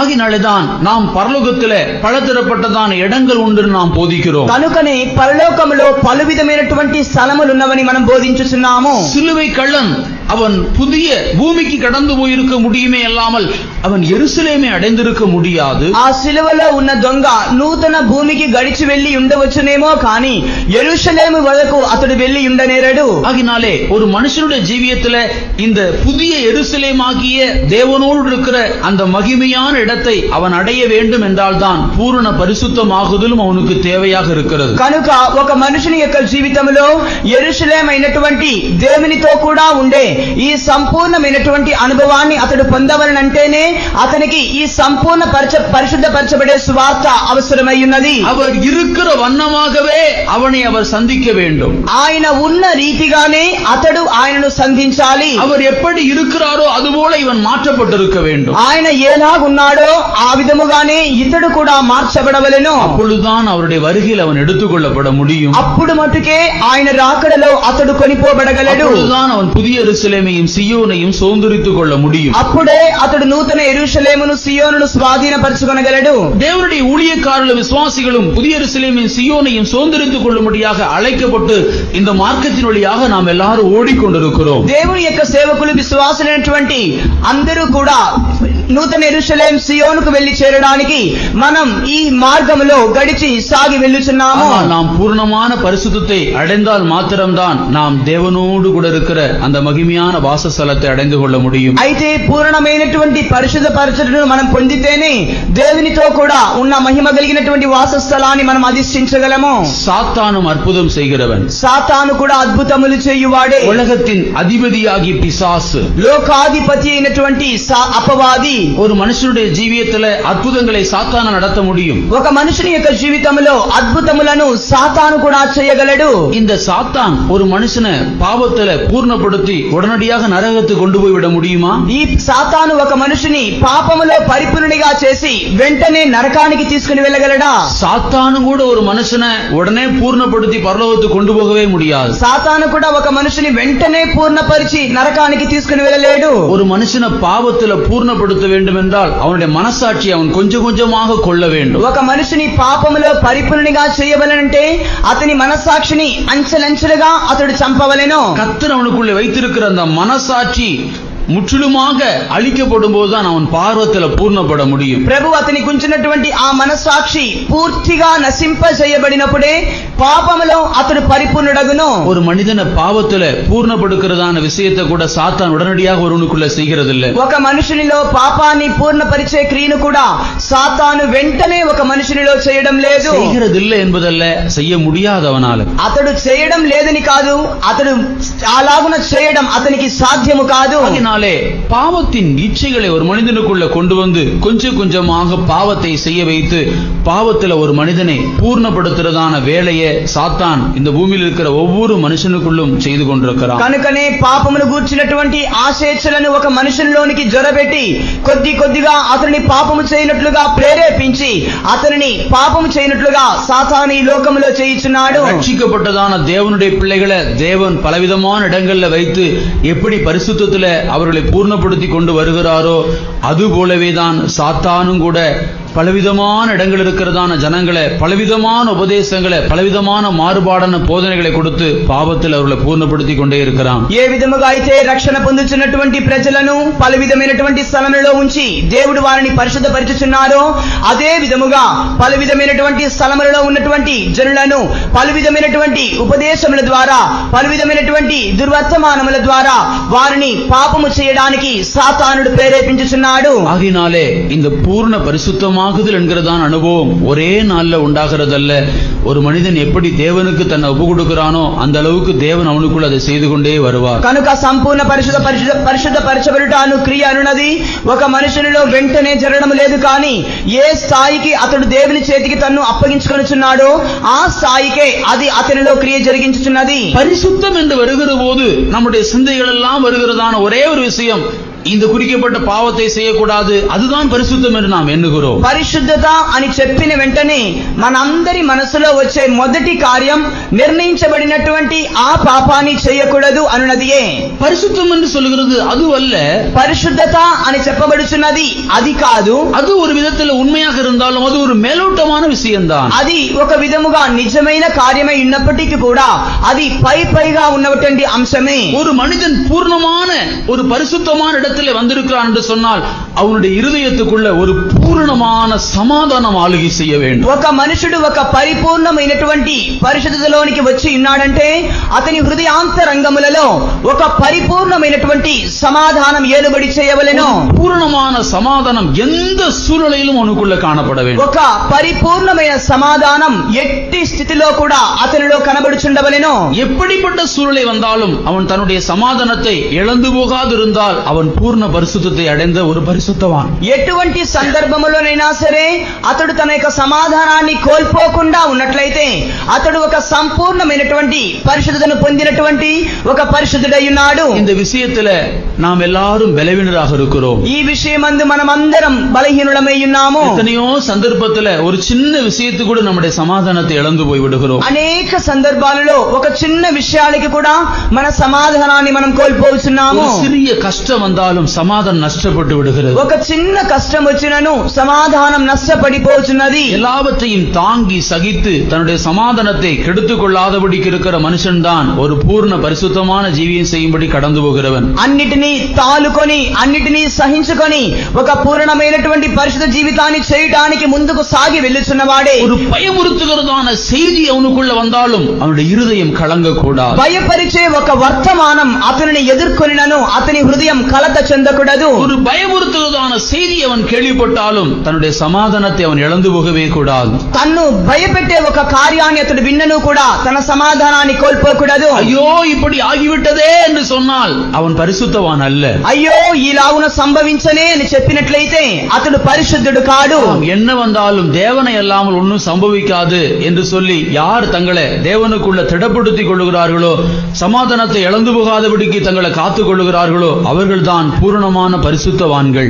ఏమి జరిగినను దేవునికి తెలియకుండా ఏదియు జరగదని ఎవరైతే సమాధానం కలిగిన వారే ఉన్నారో వారే తమ యొక్క పరిపూర్ణమైనటువంటి పరిశుద్ధతను కాచుకొనుచున్న వారే ఉన్నారు. சந்தோஷமான சூழ்நிலையில் நாம் எல்லாரும் சமாதானமாக இருக்கலாம். సంతోషమైన స్థితిలో మనం అందరం సంతోషముగా సమాధానముగా ఉండవచ్చును. ஆனால் நம்முடைய குடும்பத்தில் சந்தோஷமற்ற சூழ்நிலை வரும் பொழுது நாம் சமாதானமாக இருப்பதுதான் நாம் பரிசுத்தவான்கள். అయితే మన కుటుంబంలో సంతోషము లేని స్థితిలో మనం సమాధానముగా ఉండడమే మనం పరిశుద్ధులమై ఉన్నాము. குடும்பத்தில் எவ்விதத்திலும் சமாதானம் சந்தோஷம் இல்லை. కుటుంబంలో ఏ విధముగా కూడా సంతోషం లేదు. சந்தோஷமான சூழ்நிலையே இல்லை. సంతోషమైన పరిస్థితులే లేదు. அந்த சூழ்நிலை எப்படியாக இருந்தாலும் என்னுடைய ஆத்மாவிலோ நான் பூர்ணமான சமாதானத்தோடு இருக்கிறேன் என்று சொல்லுகிறவன் தான் பரிசுத்தவான். ఆ స్థితులు ఏమైనా కూడా సరే నా ఆత్మయందు నేను పూర్ణమైన సమాధానం కలిగి ఉన్నానని చెప్పుచున్న వాడే పరిశుద్ధుడై ఉన్నాడు. நீ தாழ்மைப்பட்டு போக வேண்டியதான சூழ்நிலைகள் வரலாம். ఒకవేళ నీవు తగ్గించబడే ఒక స్థితిని నీకు ఆవరించవచ్చును. தாழ்த்தப்படுகிற சூழ்நிலைகள் வரலாம். నీవు అణచివేయబడే స్థితిని ఎదుర్కొనవచ్చును. மற்றவர்களால் நீ அறியப்படாத இடத்துக்கு வரலாம். ఇతరుల చేత ఎరుగబడని ఒక స్థితిలోనికి రావచ్చును. எல்லாரும் உன்னை புறக்கணித்து தள்ளிவிடலாம். అందరూ నిన్ను విసర్జించి నెట్టివేయవచ్చును. ஒரு உயர்ந்த இடத்திலிருந்து உடனே ஒரு தாழ்ந்த இடத்துக்கு வர வேண்டிய சூழ்நிலைகள் வரலாம். ఒక ఎత్తైన స్థితి నుంచి వెంటనే ఒక తగ్గైన స్థాయిలోనికి రావచ్చును.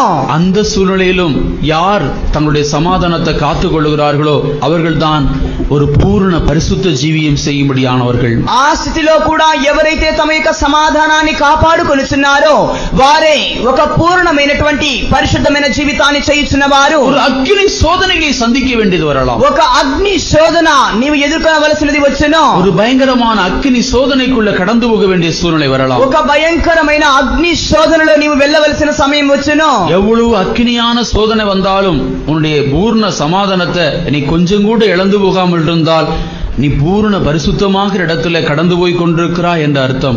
ఎంత అగ్నిమయమైనటువంటి శోధనలు వచ్చినను కూడా సరే నీవు సమాధానాన్ని కొంచెం మాత్రము కూడా కోల్పోకుండా ఉన్నట్లయితే నీవు ఒక పరిపూర్ణమైన స్థితిలో ఉన్నావని అర్థము. இருக்கிற சூழ்நிலை கொஞ்சம் மாறி போய்விட்டால் கூட நம்முடைய சமாதானம் கெட்டு போய் ఉన్నటువంటి స్థితిలో కొద్దిగా మారినను మన సమాధానం చెడిపోవచ్చున్నది. பிள்ளைக்கு கொஞ்சம் சளி பிடித்து விட்டாலே சிலருடைய சமாதானம் போய்விடும். తమ బిడ్డలకు కొద్దిగా జలుబు చేసిన వెంటనే వారికున్న సమాధానం పోవచ్చున్నది. ஸ்கூலுக்கு போயிருக்கிறதான பிள்ளை 5 மணிக்கு வர வேண்டிய பிள்ளை 5:30 மணி ஆகிவிட்டது என்று சொன்னால் அவ்வளவுதான், எல்லா சமாதானம் போய்விடும். పాఠశాలకు వెళ్ళినటువంటి పిల్లలు 5 గంటలకు రావాల్సిన వారు 5:30 ఇంకా రాకుండా పోయినట్లయితే వారికున్న సమాధానం అంతా వారు కోల్పోతారు. உடனடியாக ஒரு பயம், వెంటనే ఒక భయము, என்ன సంభవిத்திருக்கும், ఏమి సంభవించి ఉండును, யாராலும் கடத்தி கொண்டு போயிருப்பார்களா, లేదా ఎవరైనా వారు దోపిడీ చేసుకుని వెళ్లి ఉంటారా. பேப்பர்ல தினந்தோறும் பிள்ளைகளை கடத்தி கொண்டு போகிற செய்தி வருது. పిల్లలను ప్రతిరోజు దోచుకుని వెళ్లిచిన వర్తమానం వచ్చుచున్నదే. யாராலும் கடத்தி கொண்டு போயிருப்பார்களா, ఎవరైనా పిల్లలను పట్టుకుని వెళ్లి ఉంటారో. இருதயம் படபடக்க ஆரம்பிக்கிறது. వారి యొక్క వారి హృదయం కొట్టుకొనుటకు ప్రారంభిస్తున్నది. சமாதானத்தை இழந்து போய் விடுகிறோம். మన సమాధానాన్ని కోల్పోవచ్చున్నాము. சிறிய வியாதி நம்முடைய சமாதானத்தை கெடுத்து விடுகிறது. ఒక చిన్న వ్యాధి మన సమాధానాన్ని చెరిపి వేయుచున్నది.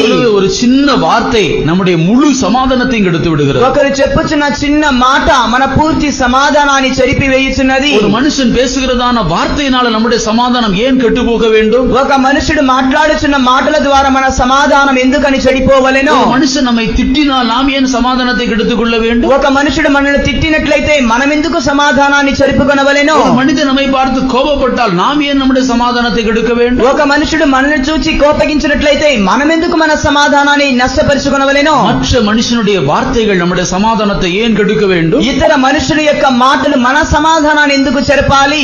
காரணம் நாம் பரிசுத்தவான்கள் அல்ல என்றுதான் பொருள். కారణం మనం పరిశుద్ధులము కామని అర్థము.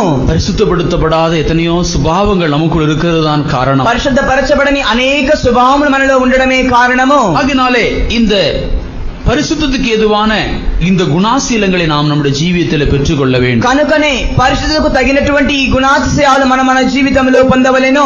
ஆம், இந்த அனுபவம், இந்த பூர்ண பரிசுத்தமாகிறதான அனுபவம் எதிலிருந்து ஆரம்பமாகி நடக்கிறது? ఈ పూర్ణ పరిశుద్ధపరచబడే అనుభవం ఎక్కడి నుంచి ప్రారంభమవుతున్నది? ஒரு மனிதனுடைய ரட்சிப்பில் தான் இது சம்பவிக்கிறது என்று நான் சொன்னேன். ఒక మనుషుని యొక్క రక్షణలోనే ఇది సంభవించుతున్నదని నేను మీతో చెప్పి ఉన్నాను. ஒரு மனிதன் ரட்சிக்கப்பட்ட உடனே அவனுக்கு பயங்கர சந்தோஷம் உண்டாகிறது. ఒక మనుషుడు రక్షణ పొందిన వెంటనే అతనిలో భయంకరమైన సంతోషం కలుగుచున్నది. உடனே அவன் யோசிக்கிறான், தான் எல்லாரை காட்டிலும் நான் தான் பரிசுத்தவான். వెంటనే అతడు తలంచుకొనుచున్నాడు, అందరికంటే నేనే పరిశుద్ధుడను. ஆம், எல்லாரை காட்டிலும் நான் தான் பரிசுத்தவான். అందరికంటే నేనే పరిశుద్ధుడను. ஆண்டவருடைய பாவத்தை எல்லாம் மன்னித்து விட்டார். ప్రభు నా పాపములన్నీ క్షమించి వేసెను. நான் ஒரு பெரிய பரிசுத்தவானாக மாறிவிட்டேன் என்கிற எண்ணம் உண்டாகிறது. కనుక నేను పెద్ద పరిశుద్ధుడిగా మారితిననే తలంపు వారిలో కలుగుచున్నది. அந்த ఎన్నத்துக்கு உண்டாகிறதான சோதனை தான் அவன் எந்த பாவம் அவனுக்கு மன்னிக்கப்பட்டதோ அந்த பாவ சுபாவம் திரும்ப அவனோடு போராட ஆரம்பிக்கிறது. ఆ యొక్క తలంపుకు ఉన్నటువంటి శోధనయే ఏ పాపములైతే అతనికి క్షమించబడెనో అదే పాపములు అతనితో పోరాడడానికి ప్రారంభించుచున్నవి. ரட்சிக்கப்பட்டதான அந்த நாள் முதற்கொண்டு பலவிதமான பாவ சுபாவங்கள் அவனோடு போராட ஆரம்பிக்கிறது. రక్షణ పొందినటువంటి ఆ దినం మొదలుకొని పలు విధమైన పాపపు స్వభావములు అతనితో పోరాడడానికి ప్రారంభించుచున్నవి. அந்த இடத்திலே தான் அவனுடைய பரிசுத்தமாகுதலின் ஜீவியத்துக்கு சோதனையும் சோர்வும் உண்டாகிறது. ఆ స్థితిలోనే తన యొక్క పరిశుద్ధపరచబడే జీవితానికి ఒక శోధన, ఒక సోలిపోవుట కలుగుచున్నది. நான் யோசித்தேன், ஆண்டவருடைய பாவங்கள் எல்லாம் மன்னித்து விட்டா நாம் பரிசுத்தமாகி விட்டோம் என்று சொல்லி திரும்பமாக இந்த பாவம் எனக்குள்ள எப்படி வருகிறது? నేను తలంచి తిని ప్రభు నన్ను క్షమించెను, నేను పరిశుద్ధపరచబడి ఉన్నానని, అలాగుండగా మరలా ఈ పాపం నాలో ఎందుకు వచ్చుచున్నది? ரட்சிப்பிலே அவனுடைய ஜீவியத்தில் ரட்சிப்பின் பின்னாக அவனுடைய ஒரு பாவ சுபாவம் போராடுகிறது. அவனுக்கு ஒரு சோதனை.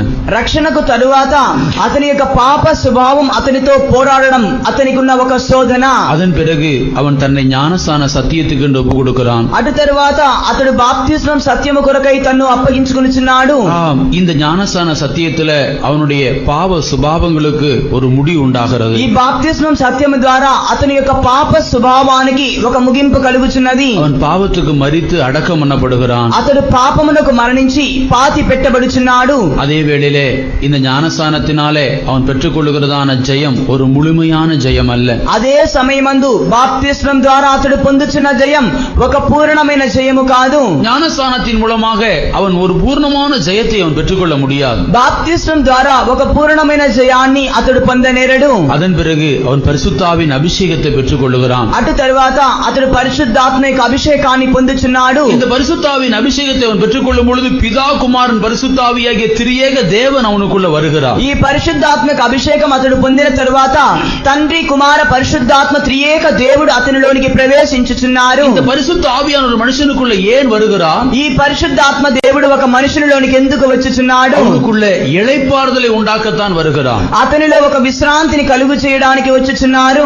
இளைப்பாறுதலை உண்டாக்கும்படிதான் பரிசுத்த ஆவியாகிய தேவன் ஒரு மனுஷனுக்குள்ள கடந்து வருகிறார். విశ్రాంతిని కలుగు చేయడానికే పరిశుద్ధాత్మైన వారు ఒక మనుషునిలోనికి గడిచి వచ్చుచున్నారు. அன்பை உண்டாக்கும்படி தேவ அன்பு அவனுக்குள்ள சிருஷ்டிக்கும்படியாக வருகிறார். ప్రేమను కలుగు చేయడానికి దేవుని ప్రేమను అతనిలో కలుగు చేయడానికి వచ్చుచున్నారు. மூன்றாவதாக அவன் தேவ சித்தம் செய்ய அவனை தூண்டும்படிதான் ஆவியானவர் வருகிறார். మూడవదిగా దేవుని ఇష్టము చేయడానికి అతనిని ప్రేరేపించడానికి ఆత్మైన వారు వచ్చుచున్నారు. நான்காவதாக அவன் ஆவியின் கனிகளை கொடுக்க வேண்டும் என்பதற்காகத்தான் ஆவியானவர் அவனுக்குள்ள வருகிறார். నాలుగవదిగా ఆత్మ ఫలములు అతడు ఇవ్వడానికే ఆత్మైన వారు అతని ఎద్దుకు వచ్చుచున్నారు. அன்பு, சந்தோஷம், சமாதானம், நீடிய பொறுமை, தயவு, நற்குணம், சாந்தம், இச்சையடக்கம் என்கிறதான கனிகள் அவனுக்குள்ள உண்டாக வேண்டும் என்று கர்த்தருடைய ஆவியான அவனுக்குள்ள கிரியை செய்கிறான். ప్రేమ, సంతోషం, సమాధానం, దీర్ఘశాంతం, ఆశా నిగ్రహం ఇటువంటి ఆత్మీయమైనటువంటి ఫలములు అతనిలో కలుగవలనని ఆత్మైన వారు అతనిని ప్రేరేపించుచున్నారు. இந்த மூன்று அனுபவங்களுக்கு பிறகுதான் அவனுடைய ஜீவியத்திலே பரிசுத்தமாகுதலின் அனுபவம் உண்டாக்கப்படுகிறது. ఈ మూడు అనుభవములకు తరువాతనే అతని జీవితంలో పరిశుద్ధపరచబడే ఒక అనుభవం కలుగుచున్నది. ரட்சிக்கப்பட்டவுடன் அவன் ஞானஸ்தானம் எடுக்காமல் நான் ஒரு பூர்ணமான பரிசுத்த ஆவேன் என்று சொன்னால் அது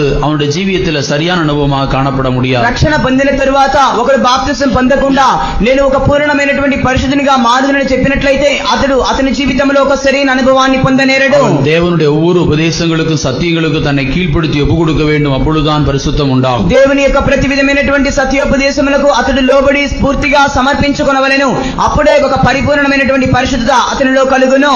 நாம் வாசித்ததான் அந்த வேத வசனத்திலே பரிசுத்தமாகுதல் என்று சொன்னால் எங்கெல்லாம் நடக்க வேண்டும் என்று வாசித்தோம். మనం చదివినటువంటి ఆ వేద వాక్యమందు పరిశుద్ధ పరచబడుట అనగా అది ఏ ఏ అంశములలో జరగవలసి ఉన్నదని మనం చదివి ఉన్నాము. உங்கள் ஆவி, ஆத்துமா, சரீரம் முழுவதும் நம்முடைய கர்த்தராகிய இயேசு கிறிஸ்து வரும் பொழுது குற்றமற்றதாய் காக்கப்படுவதாக. మీ ఆత్మయు జీవం శరీరం మన ప్రభువైన యేసుక్రీస్తు రాకడయందు నిందారహితముగా కాపాడబడును గాక. நம்முடைய ஆவி, ஆத்துமா, சரீரம் மூன்றிலும் நமக்குள்ளே பரிசுத்தமாக வேண்டும். మన యొక్క ఆత్మ, జీవం, శరీరం మూడింటిలో కూడా మనలో పరిశుద్ధత కలుగవలెను. நமக்குள் இருக்கிறதான ஐம்புலன்கள் இருக்கிறது.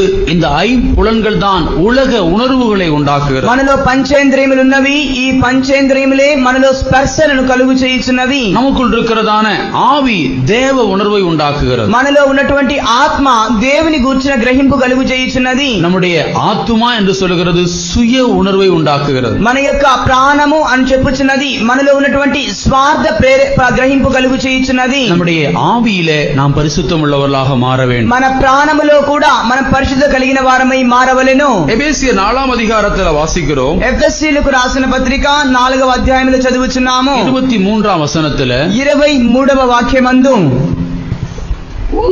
உங்கள் உள்ளத்திலே புதிதான ஆவி உள்ளவர்களாகி மெய்யான நீதியிலும் பரிசுத்தத்திலும் தேவனுடைய சாயலாக சிருஷ்டிக்கப்பட்ட புதிய மனுஷனை தரித்துக் கொள்ளுங்கள். ஆவியிலே ஒரு புதிய மனிதனை தரித்துக் கொள்ள வேண்டும். ఆత్మలో ఒక నూతన పురుషుని ధరించుకొనవలెను. உங்கள் உள்ளத்திலே புதிதான ஆவி உள்ளவர்களாகி மெய்யான நீதியிலும் பரிசுத்தத்திலும் தேவனுடைய சாயலாய் சிருஷ்டிக்கப்பட்ட புதிய மனிதனை தரித்துக் கொள்ளுங்கள். మీ యొక్క అంతరంగమందు నూతన పరచబడిన వారై దేవుని యొక్క నిజమైనటువంటి ఆత్మలో నీతి యందు కలుగు చేయబడిన నవీన పురుషుని మీరు ధరించుకొనుడి. நம்முடைய ஆவி ஒரு புதிதான ஆவியாய் மாற்றப்பட வேண்டும். మన యొక్క ఆత్మ ఒక నూతనమైన ఆత్మగా మార్చబడవలెను. இந்த ஆவியிலே தேவனை தேடுகிறதான எண்ணங்கள் வளர்ந்து பெருக வேண்டும். ఈ ఆత్మలో దేవుని వెదికే తలంపులన్నది పెరుగుచుండవలెను. சாத்தான் நம்முடைய ஜீவியத்துக்குள்ள பாவத்தை எப்படி கொண்டு வருகிறான்? సాతాను మన జీవితంలో మనలోనికి పాపాన్ని ఏ విధముగా తీసుకుని వచ్చుచున్నాడు? நம்முடைய ஆவியில சாத்தான் எப்படி கலக்கத்தை உண்டாக்குகிறான்? మన ఆత్మలో సాతానుడు ఏ విధముగా కలతలు కలుగు చేయుచున్నాడు? மனிதனுக்குள்ளே சாத்தான் பாவத்தை எப்படி கொண்டு போகிறான்? మానవునిలో సాతానుడు ఏ విధముగా పాపాన్ని తీసుకుని వచ్చుచున్నాడు? தன்னுடைய கண்கள் மூலமாகவும் செவியின் மூலமாகத்தான் சாத்தான் பாவத்தை ஒரு மனுஷனுக்குள்ளே பிரவேசிக்கும்படி செய்கிறான். తన కళ్ళ ద్వారాను చెవుల ద్వారానే సాతానుడు ఒక మనుషునిలోనికి పాపాన్ని ప్రవేశపెట్టుచున్నాడు. பாவம் பிரவேசிக்கிறதான சாத்தான் பயன்படுத்துறதான ரெண்டு அவயங்கள் உங்களுடைய கண்களும் உங்களுடைய காதுகளும் என்பதை ஞாபகத்தில் வைத்துக் கொள்ள வேண்டும். సాతాను ప్రవేశించడానికి అతడు ఉపయోగించుకొనుచున్నటువంటి రెండు అవయములు ఏమిటనగా మీ కండ్లు మీ చెవులై ఉన్నవని మీరు జ్ఞాపకం అందించుకొనుడి. மனுஷனுக்கு உண்டாகிறதான அறிவில் 80% அறிவு கண்களின் மூலமாகத்தான் உண்டாகிறது. మానవునికి కలుగుచున్నటువంటి జ్ఞానములో దాదాపు 80% ఉన్నటువంటి ఆ పరిజ్ఞానం ఉన్నది అతనికి ఉన్న కళ్ళ ద్వారానే అతని కలుగుచున్నది. 20% அறிவு காதுகளின் வழியாக உனக்கு உண்டாகிறது. 20% పరిజ్ఞానం చెవుల ద్వారా అతని కలుగుచున్నది.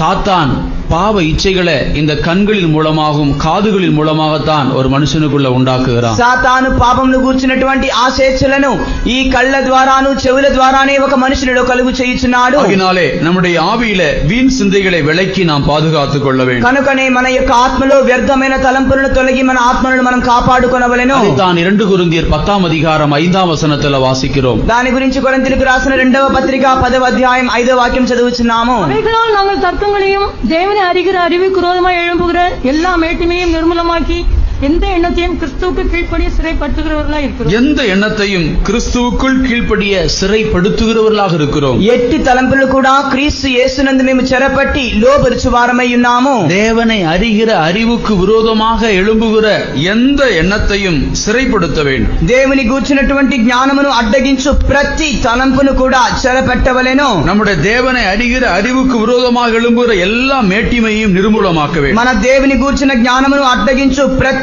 విధమైనటువంటి అతిశయాన్ని కూడా మనం లోబరచాలి. தேவனுக்கு விரோதமாக எழும்புகிற எந்த எண்ணத்தையும் கிறிஸ்துவுக்கு கீழ்ப்படிய அவன் சிறைப்படுத்துறவனாய் காணப்பட வேண்டும். దేవునికి విరోధముగా అడ్డగించుచున్న జ్ఞానమును అడ్డగించిన ప్రతి విధమైన ఆటంకమును కూడా చెరపట్టువాడై అతడు కనబడవలెను. நம்முடைய தேவனை அறிகிற அறிவுக்கு விரோதமாக எந்த எண்ணங்கள் எந்த சிந்தைகள் உண்டானாலும் அதை நாம் ஆவியின் பலத்தினாலே சிறைப்படுத்த வேண்டும். మన దేవుని గూర్చినటువంటి జ్ఞానమునకు విరోధముగా ఎటువంటి తలంపులు వచ్చినను ఎటువంటి యోచనలు వచ్చినను దేవుని ఆత్మ చేత మనం వాటిని చెరపట్టవలెను. வீண் சிந்தைகளுக்கு விலக்கி நம்முடைய ஆவியிலே ஒரு பரிசுத்தத்தை நாம் உண்டாக்க வேண்டும். వ్యర్థమైనటువంటి తలంపులకు మనం తొలగి మన ఆత్మలో ఒక పరిశుద్ధత కలుగవలెను. நம்முடைய ஆவியில் பரிசுத்தம் உண்டாக మన வேண்டும். ఆత్మలో పరిశుద్ధత కలుగవలెను.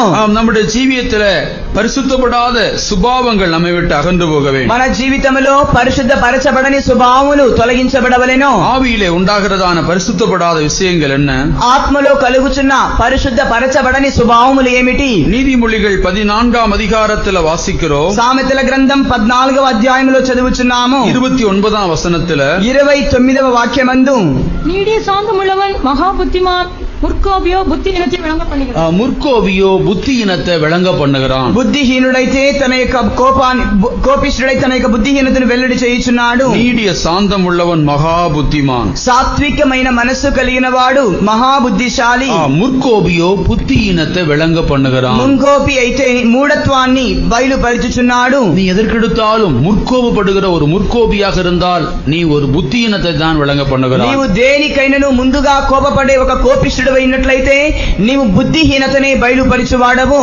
நீடிய சாந்தம் உள்ளவன் மகா புத்திமான். దీర్ఘ శాంతం కలిగిన వాడు మహా వివేకి. நாம் ஒரு நீடிய சாந்தம் உள்ளவர்களாய் காணப்பட வேண்டும். మనం దీర్ఘ శాంతం కలిగిన వారమై కనబడవలెను. நம்முடைய ஜீவியத்தில் நாம் ஒரு முற்கோபியான இடத்துல நம்முடைய ஆவிக்கு இடம் கொடுக்க கூடாது. మన జీవితంలో ముంగోపానికి మన ఆత్మలో మనం చోటు ఇవ్వకూడదు. అయోగ్యமானதை செய்யாது அன்பு தற்பொழிவை நாடாது சினமடையாது என்று எழுதப்பட்டிருக்கிறது. ప్రేమ అనునది అయోగ్యమైనది జరిపించదు, అది అసూయ పడదు, అది కోపపడదని మనం చదువుచున్నాము. நம்முடைய ஆவியிலே சினமடையாது இருப்பது ஒரு பரிசுத்தமாகுதலாக இருக்கிறது. మన యొక్క ఆత్మలో కోపపడకుండా ఉండడం ఒక పరిశుద్ధ పరచబడుటయ్యి ఉన్నది. நம்முடைய ஆவியிலே நாம் எந்த விதத்திலும் கோபத்தின் ஆவிகளுக்கு இடம் கொடுக்காதபடிக்கு நம்முடைய ஆவியை நாம் பரிசுத்தப்படுத்தி காத்துக்கொள்ள வேண்டும். మన యొక్క ఆత్మలో కోపానికి చోటు ఇవ్వకుండా అన్ని స్థితులలో మన యొక్క ఆత్మను మనం పరిశుద్ధపరచుకొనుచు కాపాడుకొనుచుండాలి. ஆவியிலே மன மேட்டிமைக்கு இடம் கொடுக்க கூடாது. ఆత్మ యందు మనో అతిశయానికి మనం చోటు ఇవ్వకూడదు. விடுதலுக்கு முன்னானது மனம் மேட்டிமை என்றுதான் நீதிமொழிகள் 16ஆம் அதிகாரத்தில 18ஆம் வசனத்தில் எழுதப்பட்டிருக்கிறது. సామెతల గ్రంథం 16వ అధ్యాయం 18వ వాక్యం మనం చదువుచున్నాము.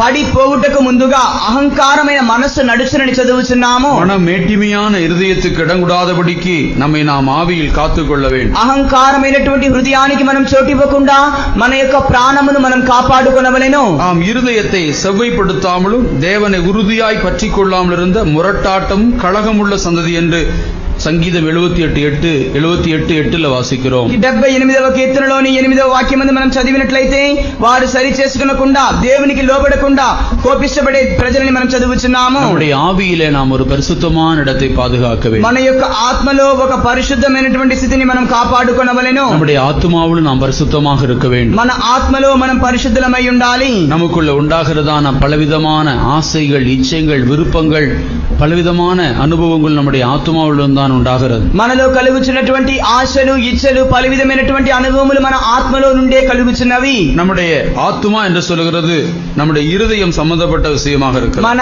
ఆత్మ అని చెప్పబడుచున్నది మన హృదయానికి సంబంధించిన విషయమై ఉన్నది. ஆகினாலே நாம் நீதிமொழிகள் 4ஆம் அதிகாரம் 23ஆம் வசனத்தில் வாசிக்கிறோம், எல்லா காவலோடும் கூட உன் இருதயத்தையும் காத்துக்கொள், அதனிடத்திலிருந்து ஜீவ ஊற்று புறப்படும் என்று. కనుకనే సామెతల గ్రంథం 4వ అధ్యాయం 23వ వాక్యం మనం చదువుచున్నాము.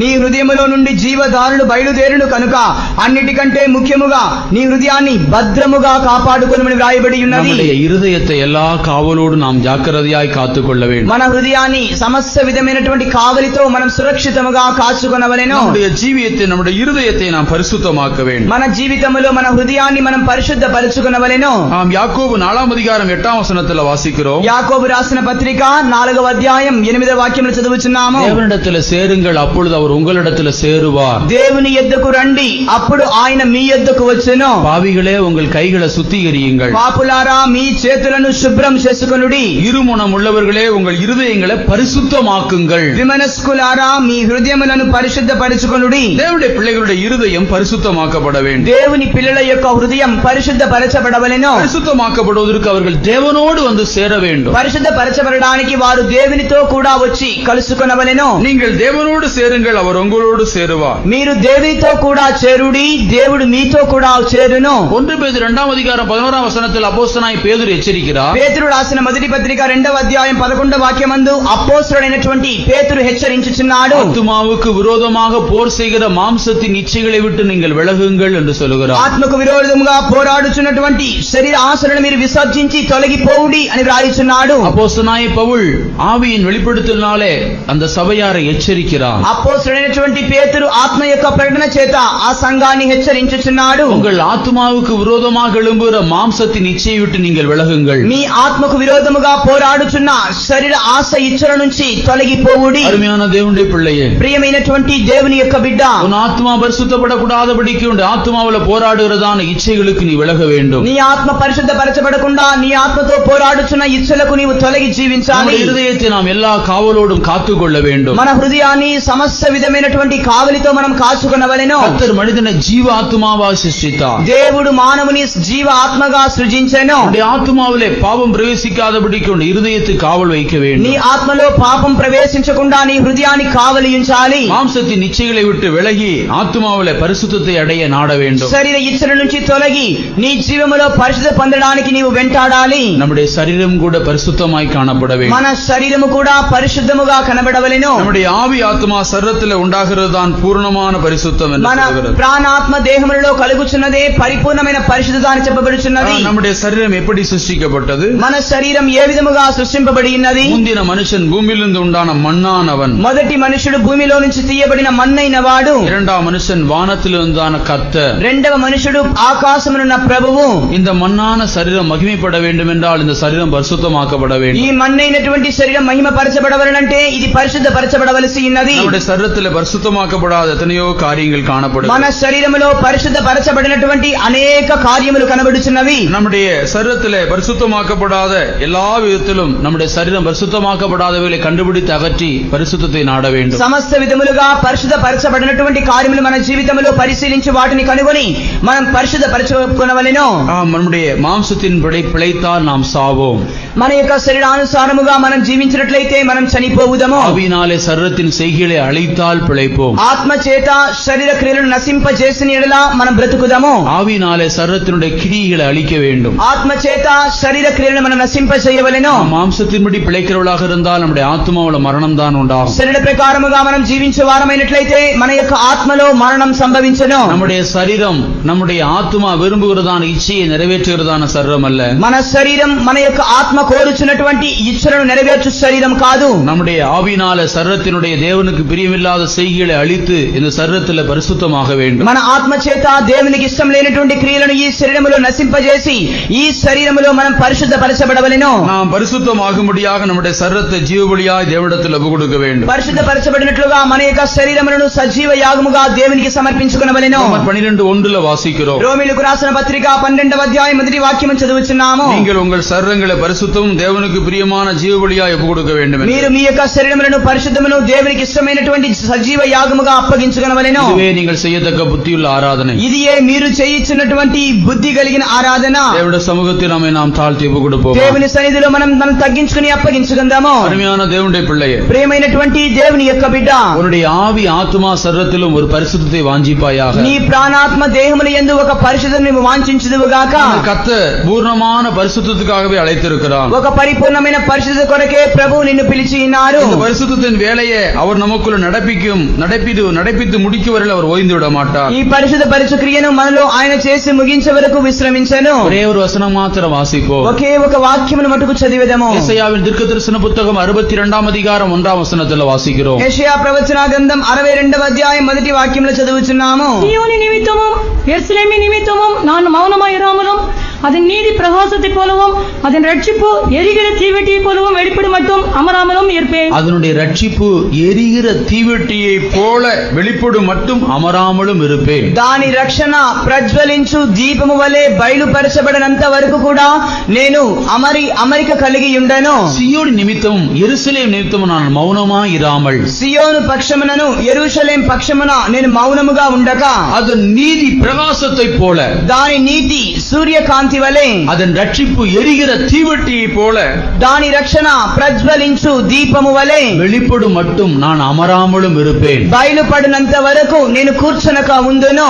ఈ సియోனுக்காகவும் எருசலேமுக்காகவும் ஆண்டவர் கிரியை செய்து கொண்டே இருக்கிறார். సియోను కొరకై యెరూషలేము కొరకై ప్రభువు క్రియ చేయుచున్నారు. సియోనాய் எருசலேமாய் மாறுவரையிலும் கர்த்தர் மௌனமாக இருக்க மாட்டார். మనం సియోను గాను యెరూషలేము గాను మార్చబడినంత వరకు కూడా ప్రభువు మౌనముగా ఉండరు. நம்முடைய ஆவி ஆத்மா சரீரத்தில் நாம் பரிசுத்தமாகும்படி அவர் நம்மோடு இடைப்பட்டுக் கொண்டே இருப்பார். మన ప్రాణాత్మ దేహములో మనం పరిశుద్ధ పొందడానికి ఆయన మనతో సంధిస్తూనే ఉండును. அவர் நம்மோடு பேசிக் கொண்டே இருப்பார். ఆయన మనతో మాట్లాడుతూనే ఉండును. அவர் நம்மை எச்சரித்துக் கொண்டே இருப்பார். ఆయన మనల్ని హెచ్చరించుతూనే ఉండును. அவர் நாம் விட்டு விலக வேண்டிய காரியங்களை குறித்து சொல்லிக் கொண்டே இருப்பார். మనం తొలగిపోవలసిన కార్యముల గురించి ఆయన మనకు బోధిస్తుండును. தன்னுடைய சியோனையும் எருசலேம் என்று அவர் தெரிந்து கொண்டு விட்டு அதே இடத்துல விட்டுவிட்டு அவர் மௌனமாக இருக்க மாட்டார். తన సియోనును యెరూషలేమును ఆయన ఏర్పరచుకొని అదే స్థలములో వారిని విడిచిపెట్టి ఆయన మౌనముగా ఉండరు. நீ பூரண பரிசுத்தமாகும் வரையிலும் இந்த தேவனோடு பேசிக்கொண்டே இருப்பார். నీవు సంపూర్ణమైన పరిశుద్ధుడిగా మార్చబడినంత వరకు ఈ దేవుడు నీతో మాట్లాడుతూనే ఉండును. அவர் தன்னுடைய பரிசுத்தமான மாதிரியை உனக்கு காண்பித்துக் கொண்டே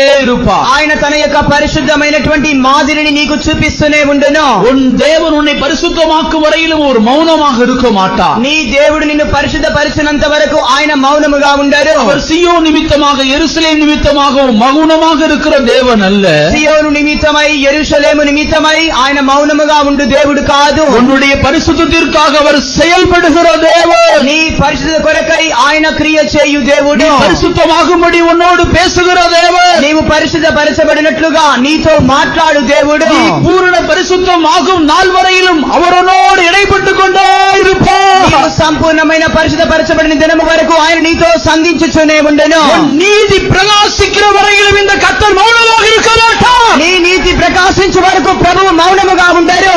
உன்னுடைய ரட்சிப்பு ஒரு எரிகிற தீவெட்டியை போல மாறு வரையிலும் கர்த்தர் மௌனமாக இருக்க மாட்டார். నీ రక్షణ ప్రజ్వలించే దీపం వలె మారినంత వరకు ప్రభువు మౌనముగా ఉండరు. அவர் மௌனமாகவும் இருக்க மாட்டார். ఆయన మౌనముగా ఉండలేరు. அவர் அமர்ந்து இருக்க மாட்டார். ఆయన నిమ్మలించి ఉండరు. அவர் உன்னை தூண்டிக் கொண்டே இருப்பார். ఆయన నిన్ను ప్రేరేపిస్తూ ఉండను. அவர் உன்னோடு இடைப்பட்டுக் கொண்டே இருப்பார். నీతో సంధిస్తూనే ఉండను. என்னுடைய சபையே, సంఘమా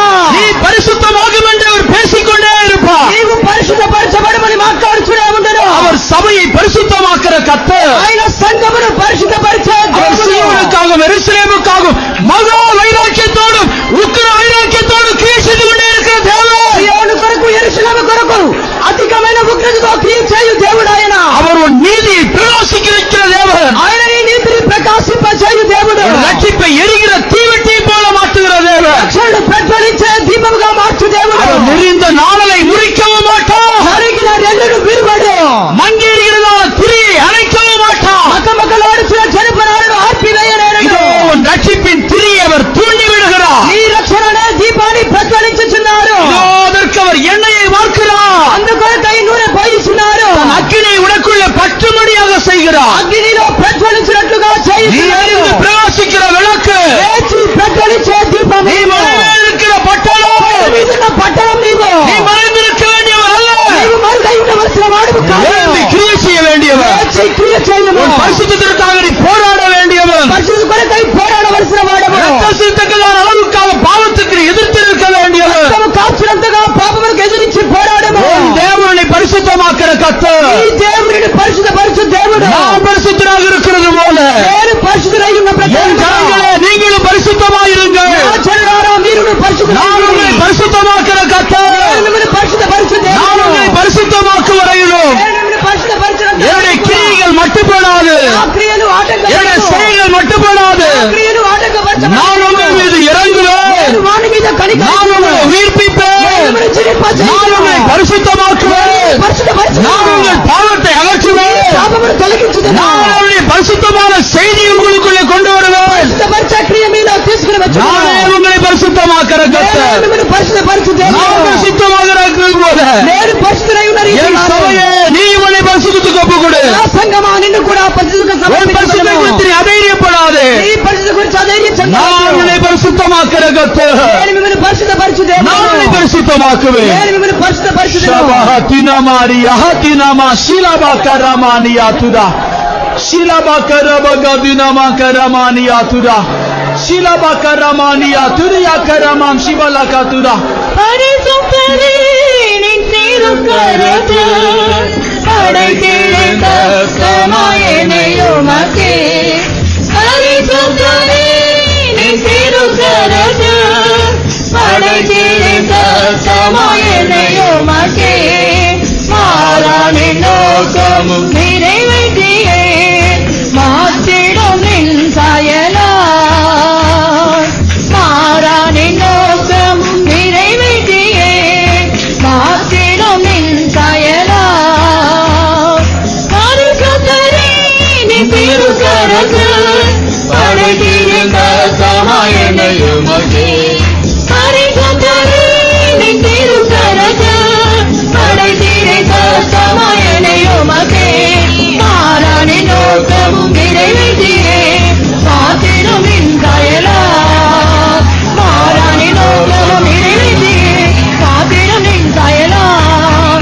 மாறானின் நோக்கமும் நிறைவேற்றியே மாற்றிடும் நின் சாயலால். மாறானின் நோக்கமும் நிறைவேற்றியே மாற்றிடும் நின் சாயலால்.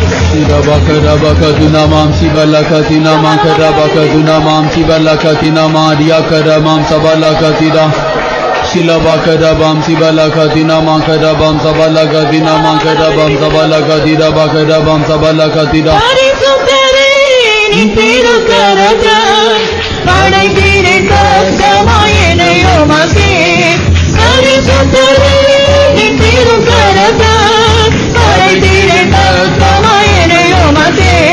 மாறானின் நோக்கமும் நிறைவேற்றியே மாற்றிடும் நின் சாயலால். மாறானின் நோக்கமும் நிறைவேற்றியே மாற்றிடும் நின் சாயலால். மாறானின் நோக்கமும் நிறைவேற்றியே மாற்றிடும் நின் சாயலால். மாறானின் நோக்கமும் நிறைவேற்றியே மாற்றிடும் நின் சாயலால். சிவரமங்கர திருவிக்கத்துரா சிவர திருமங்கர திரி சிவர திருமங்கர திருவிக்கத்துரமங்கர திரி ஷிபலகதிரா. சிவரமங்கர திருவிக்கத்துரா. ஆமென்.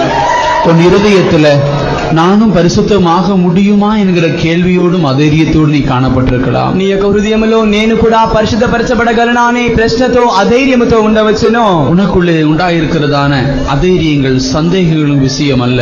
నీలో కలిగిన అధైర్యములు సందేహములు ఒక విషయము కాదు. உன்னை கர்த்தர் தம்மை போல பரிசுத்தமாக மாற்றுவதற்குத்தான் அழைத்திருக்கிறார். నిన్ను ప్రభు తన వలె పరిశుద్ధినిగా మార్చడానికే పిలిచి ఉన్నారు. இது நம்மால் கூடாத விஷயம்தான். ఇది మనకు అసాధ్యమైన విషయమే. ஆனால் இது தேவனால கூடும். అయితే దేవునికి ఇది సాధ్యము. ஒப்பு கொடுக்கிற ஒவ்வொரு தேவனுடைய பிள்ளைகளையும் பரிசுத்தமாக்க தேவனால கூடும். అప్పగించుకొనిచున్న ప్రతి దేవుని బిడ్డను పరిశుద్ధపరచుట దేవునికి సాధ్యమే. ஒரு பூர்ண பரிசுத்தத்தை உனக்குள்ள உண்டாக்க தேவனால கூடும். ఒక పరిపూర్ణమైన పరిశుద్ధత నీలో కలుగు చేయడం దేవునికి సాధ్యమే. அந்த நம்பிக்கையோடு நீ கடந்து போவாயாக. ఆ నమ్మకంతో నీవు గడిచి వెళ్ళుము. பரிசுத்தத்தை சிநேகிப்பாயாக. పరిశుద్ధతను ప్రేమించుము. தெய்வீக சுபாவங்களை சிநேகிப்பாக. దైవిక స్వభావములను ప్రేమించుము. தேவனை போல மாறுகிறதை நீ வாஞ்சிப்பாயாக. దేవుని వలె మారడాన్ని వాంఛించుము.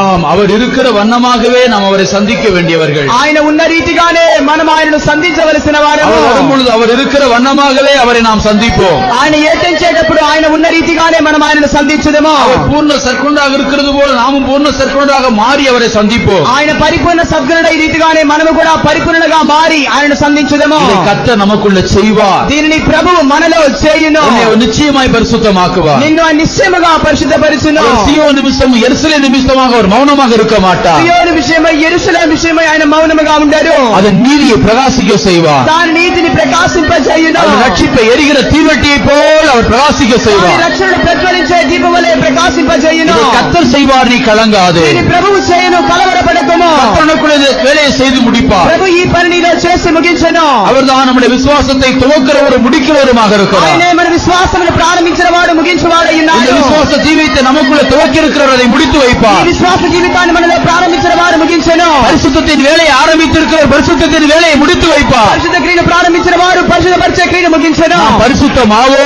మనం పరిశుద్ధులముగా நாம் మారుదాము. பரிசுத்தமாவோ, మనం పరిశుద్ధులుగా మారుదాము. சபை பரிசுத்தமாகோ, దేవుని యొక్క సంఘం పరిశుద్ధపరచు. நாம் எல்லாரும் பரிசுத்தவான்கள். మనమందరం పరిశుద్ధులము. நாம் முற்றிலும் பரிசுத்தம் அடைவோம். మన పూర్ణ పరిశుద్ధం నందుతాము. ஆண்டவர் அதற்கு நமக்கு உதவி செய்ய வல்லவராய் நம்மோடு கூடவே இருக்கிறார். దేవుడు మనకు సహాయం చేయడానికి మనకు తోడుగా ఉన్నారు. நம்ம தேவனுடைய கரத்தில் ஒப்பு கொடுப்போம். మనం దేవుని చేతిలో సమర్పించుకుందాము. ஆண்டவர் நம்மை ஆசீர்வதிப்பாராக. దేవుడు మనల్ని ఆశీర్వదించును గాక.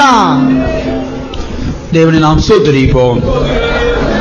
Praise the Lord, praise the Lord, praise the Lord, praise the Lord, praise the Lord, praise the Lord, praise the Lord. ஸ்தோத்திரா, ஸ்தோத்திரா, ஸ்தோத்திரா, ஸ்தோத்திரா, ஸ்தோத்திரா, ஸ்தோத்திரா, ஸ்தோத்திரா, ஸ்தோத்திரா. நம்முடைய ஆவி ஆத்துமா சரத்தை முற்றிலும் பரிசுத்தமாக்க அவர் வல்லவராக இருக்கிறபடியால் நம்ம எப்ப கொடுத்து ஸ்தோத்திரிப்போம். ஸ்தோத்திரா, ஸ்தோத்திரா, ஸ்தோத்திரா, ஸ்தோத்திரா. அவர் வரும் பொழுது அவர் இருக்கிற வண்ணமாகவே அவரை நாம் சந்திப்போம் என்கிற அந்த நிச்சயத்தை அவர் நமக்கு தந்திருக்கிறதுக்காய் ஸ்தோத்திரிப்போம். ஸ்தோத்திரா, ஸ்தோத்திரா, ஸ்தோத்திரா, ஸ்தோத்திரா, ஸ்தோத்திரா. நாம் எந்த நிலவரத்தில் இருந்தாலும் கர்த்தர் நம்மை பூர்ண பரிசுத்தமாக்க அவர் வல்லவராக இருக்கிறதுக்காய் அவரை ஸ்தோத்திரிப்போம். ஸ்தோத்திரா, ஸ்தோத்திரா, ஸ்தோத்திரா, ஸ்தோத்திரா, ஸ்தோத்திரா, ஸ்தோத்திரா, ஸ்தோத்திரா, ஸ்தோத்திரா. கர்த்தர் நம்முடைய ஆராதனை ஆசீர்வதித்ததற்காய் ஸ்தோத்திரிப்போம். ஸ்தோத்திரா, ஸ்தோத்திரா, ஸ்தோத்திரா.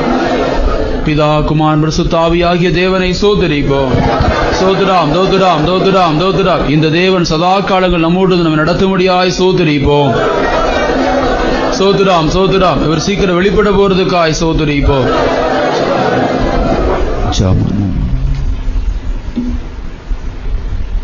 மகா இரக்கமும் கிருபையும் நிறைந்த எங்கள் நல்ல ஆண்டவரே, நாங்கள் உம்மை நன்றியுள்ள இருதயத்தோடு ஸ்தோத்திரிக்கிறோம் கர்த்தாவே.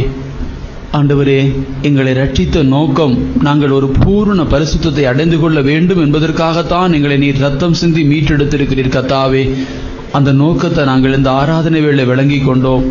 நீர் எங்களுக்காக புதிதும் ஜீவனுமான ஒரு மார்க்கத்தை திறந்து வைத்திருக்கிறேன். அந்த மார்க்கத்தின் வழியாக நீர் முன்னோடினவராக அந்த திரைச்சீலைக்குள்ள பிரவேசித்து மகாபரிசலத்தில் ஜெயங்கொண்டவராக நீர் எங்களுக்காக வீற்றிருக்கிறீர் கர்த்தாவே. நீர் ஜெயங்கொண்டபடினாலே நீர் மாம்சத்தில் கடந்து வந்து மாம்சத்தை நீர் ஜெயித்து, உலகத்தை ஜெயித்து, பிசாசை ஜெயித்து ஜெயவேந்தனாய் நீ கடந்து போயிருக்கிறீர். அதனாலே நாங்கள் பரிசுத்தம் ஆகக்கூடாதபடிக்கு எங்களுக்குள்ள காணப்படுகிற எல்லா பலவீனங்களும் உமக்கு தெரியும் ஆண்டவரே. எங்களுடைய பலவீனங்களுக்காக நீர் இம்மட்டும் பரிந்து பேசிக்கொண்டு வந்திருக்கிறீர் ஆண்டவரே. இன்னும் நீர் எங்களை பரிசுத்தமாக்கி உம்முடைய சன்னிதானத்தில் நிறுத்தும் வரையிலும் பிதாவிடத்தில் நீர் எங்களுக்காக வேண்டுதல் செய்யும்படி நாங்கள் உம்முடைய சமூகத்தில் கெஞ்சி கேட்டுக்கொள்ளுகிறோம் ஆண்டவரே. அழைத்ததும் இந்த சத்தியத்தில் வந்ததும் பெரிதல்ல கர்த்தாவே. நாங்கள் எவ்விதத்தில் ஆகிலும் உம்மை போல நாங்கள் பரிசுத்தமுள்ளவர்களாக மாற வேண்டும் கர்த்தாவே. எங்களுடைய ஜீவியத்தில் பரிசுத்தப்படாத சுபாவங்கள் எல்லாம் எங்களை விட்டு அகன்று போக வேண்டும் கர்த்தாவே. ஆண்டவரே, எங்களுடைய பரிசுத்தத்துக்கு அடையாளமான பூரண சமாதானம் இளைப்பாறுதல் எங்களுக்குள் எப்போதும் ஆளுகை செய்ய வேண்டும் கர்த்தாவே. தேவ சமாதானம் எப்பொழுதும் எங்கள் இருதயத்தில் ஆளுகை செய்ய வேண்டும். நாங்கள் எந்த காரியத்தை குறித்தும் பயப்படவோ கலங்கவோ திகைக்கவோ எங்கள் சமாதானத்தை இழந்து விடவோ முடியாத ஒரு பரிசுத்தத்தின் அந்த இடத்தில் நாங்கள் கடந்து வர நீர் எங்களுக்கு கிருபை கொடுக்க முடியா ஜெபிக்கிறோம் கர்த்தாவே.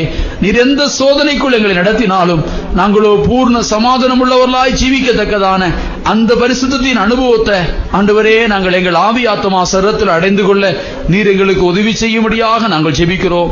இந்த தேவ சமூகத்தில் வந்து இந்த ஆராதனையில் பங்கு பெற்றதான் நம்முடைய பிள்ளைகளின் நிலவரங்கள் வெவ்வேறு விதமான அனுபவத்தில் வெவ்வேறு விதமான சூழ்நிலையில் அவர்கள் காணப்படுகிறதை உம்முடைய கண்கள் காண்கிறதை கர்த்தாவே. சிலரோ இன்னும் ரட்சிக்கப்படவே இல்லை, சிலரோ ரட்சிக்கப்பட்டதான் இடத்திலே வந்து நின்று கொண்டிருக்கிறார்கள், சிலரோ தம்முடைய சத்தியத்தை உபதேசத்துக்கு தங்களை ஒப்புக் கொடுக்க மனதில்லாதவர்களாக இருக்கிறார்கள், சிலரோ பரிசுத்த ஜீவியத்தை வாஞ்சிக்கிறதில்லை, சிலருக்கோ இந்த சத்தியம் தெரியவில்லை, சிலர் அப்படிப்பட்ட ஒரு இடத்திலே வந்து அடைய வேண்டும் என்கிறதான அந்த நினைவே இல்லாதபடிக்கு ஜீவிக்கிறார்கள். ஆண்டவரே, பலதற்பட்ட நடைமுறையில் இருக்கிறதான இந்த சபையை நீர் வரும்பொழுது முற்றிலும் பரிசுத்தமாக்கி உம்முடைய சமூகத்தில் சேர்த்துக்கொள்ள உமக்கு வல்லமை உண்டு என்று நாங்கள் விசுவாசிக்கிறோம் கர்த்தாவே. ஆண்டவரே, நீ சியோனுக்காகவும் எருசலேமுக்காகவும் ஆண்டவரே நீ மௌனமாயிராமல் அதனுடைய நீதியை கர்த்தாவே எரிகிற தீவெட்டியை போல மாற்ற நீர் வல்லமுள்ள தேவன் என்றும் ஆண்டவரே நீர் அந்த நால்வரிலும் அமராமல் எங்களுக்காய் கிரியை செய்வீர் என்பதையும் நாங்கள் ஆண்டவரே அறிந்து விசுவாசிக்கிறோம். எங்களுக்காக மௌனமாயிராமலும் அமர்ந்திராமலும் தொடர்ந்து எங்களுக்காக நீர் இடைபடும். நாங்கள் பரிசுத்தமாகும்படி தொடர்ந்து எங்களுக்குள்ள கிரியை செய்யும் ஆண்டவரே. உம்முடைய வருகையின் நாளே சந்திக்கத்தக்கதான அளவுக்கு எங்களுக்குள்ள ஒரு பூரண பரிசுத்தமாகுதல் எல்லாருக்குள்ளும் உண்டாகட்டும். அந்த இடத்தை எல்லாரும் வாஞ்சிக்க கிருபை கொடும் ஆண்டவரே. அந்த இடத்தில் எல்லாரையும் கொண்டு வந்து நிறுத்தும். அந்த ஜீவியம் செய்ய நீர் எங்களுக்கு உதவி செய்யும். அதற்கு தடையா இருக்கிற எல்லா பலவீனங்களை மாற்றி போடும். அற்புதங்களோட ஜீவியத்தை நடப்பித்து ஆசீர்வித்து தாரும். இந்த ஆராதனையில் வந்தவருடைய பிள்ளைகள் ஒவ்வொருவரையும் ஆசீர்வித்து அனுப்பும். ஒவ்வொருடைய தேவைகளை சந்தியும், ஒவ்வொருடைய பிரச்சனைகளை மாற்றும், ஒவ்வொருக்கும் சமாதானம் உண்டாகட்டும். ஒரு அற்புதத்தை ஒவ்வொருவருக்கும் நீர் செய்யும். ஆசீர்வதியும் தொடர்ந்து எங்களோடும் எங்களையும் சபையும் நீர் காத்துக்கொள்ளும். உம்முடைய மகிமையினாலே சந்திக்க எங்கள் ஒவ்வொருவரையும் ஆயத்தப்படுத்தும். எங்களை ஒப்புக் கொடுக்கிறோம், தாழ்த்துகிறோம். இயேசு கிறிஸ்துவின் நாமத்தில் வேண்டிக் கொள்ளுகிறோம் நல்ல பிதாவே. சோத்துராம் சோத்துராம் சோத்துராம் சோத்துராம் சோத்துராம் சோத்துராம் சோத்துராம் தோத்துராம் தோத்துராம் நம்முடைய கர்த்தராகிய இயேசு கிறிஸ்துவின் கிருபையும் பிதாவாகிய தேவனுடைய அன்பும் பரிசுத்த ஐக்கியம் நம் அனைவரோடும் கூட நம்முடைய ஆண்டவராய் இயேசு வருகின்ற அந்த நாள் வரையிலும் இருப்பதாக. அல்லேலூயா அல்லேலூயா அல்லேலூயா. சோதனம் சோதனம்.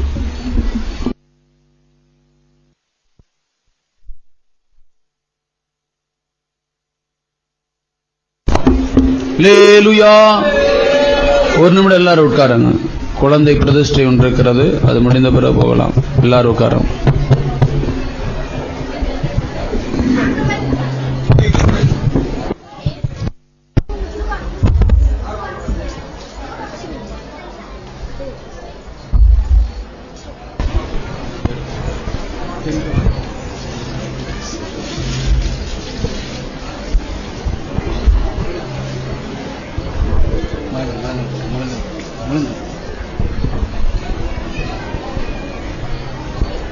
இந்த குழந்தைக்கு ரூபவதி என்று பெயரிடுகிறோம். கர்த்தர் பிள்ளையை ஆசீர்வதிக்க முடியாது. நாம் எல்லாரும் ஜெபம் பண்ணுவோம். ஷபஹரிபானாதி சினமஹதினாலவ ஹரிபா சிவலகதினமகரா சிரவகரபலகதினமகரபகதுனா. ஆண்டவரே, இந்த பிள்ளையை ஒரு பூர்ண ரூபவதியாய் மாற்றி நம்முடைய சமூகத்தில் சேர்க்கும் நால்வரிலும் கிருபையாய் நீ பாதுகாத்து வழிநடத்தும்படியா ஜெபிக்கிறோம். நம்முடைய பிள்ளையை நீர் ஆசீர்வதித்துக் கொடும். நாமத்தை மகிமைப்படுத்தும். நம்முடைய நாமத்தினால் எங்கள் பிள்ளையை ஆசீர்வதிக்கிறோம். எல்லா ஆசீர்வாதங்களும் உன்னதத்திலிருந்து இறங்கட்டும். இயேசு நாமத்தில் வேண்டிக் கொள்வோம்.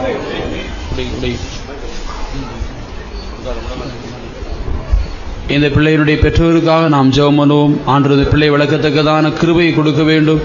கர்த்தர் ஆசீர்வதிக்க வேண்டும். அதற்காக நாம் ஜெபம் பண்ணுவோம். ஷபஹதினாரியா நாமாம் ஷிலபகரமானியா. ஆண்டவரே, விசேஷமான கிருபையும் ஞானமும் உண்டாகட்டும். உடைய பிள்ளைகளை ஆசீர்வதியும். முடிவுபெறி நிலைத்திருக்க கிருபை கொடும். ஆண்டவரே, எல்லா நன்மையும் கிருபையும் சமாதானம் உண்டாகட்டும். அற்புதமாக உடைய பிள்ளைகளை நீ ஆசீர்வதித்துக் கொடும். நாம மகிமை பெறட்டும். இயேசு நாமத்தில். அல்லேலூயா. சரி, போகலாம்.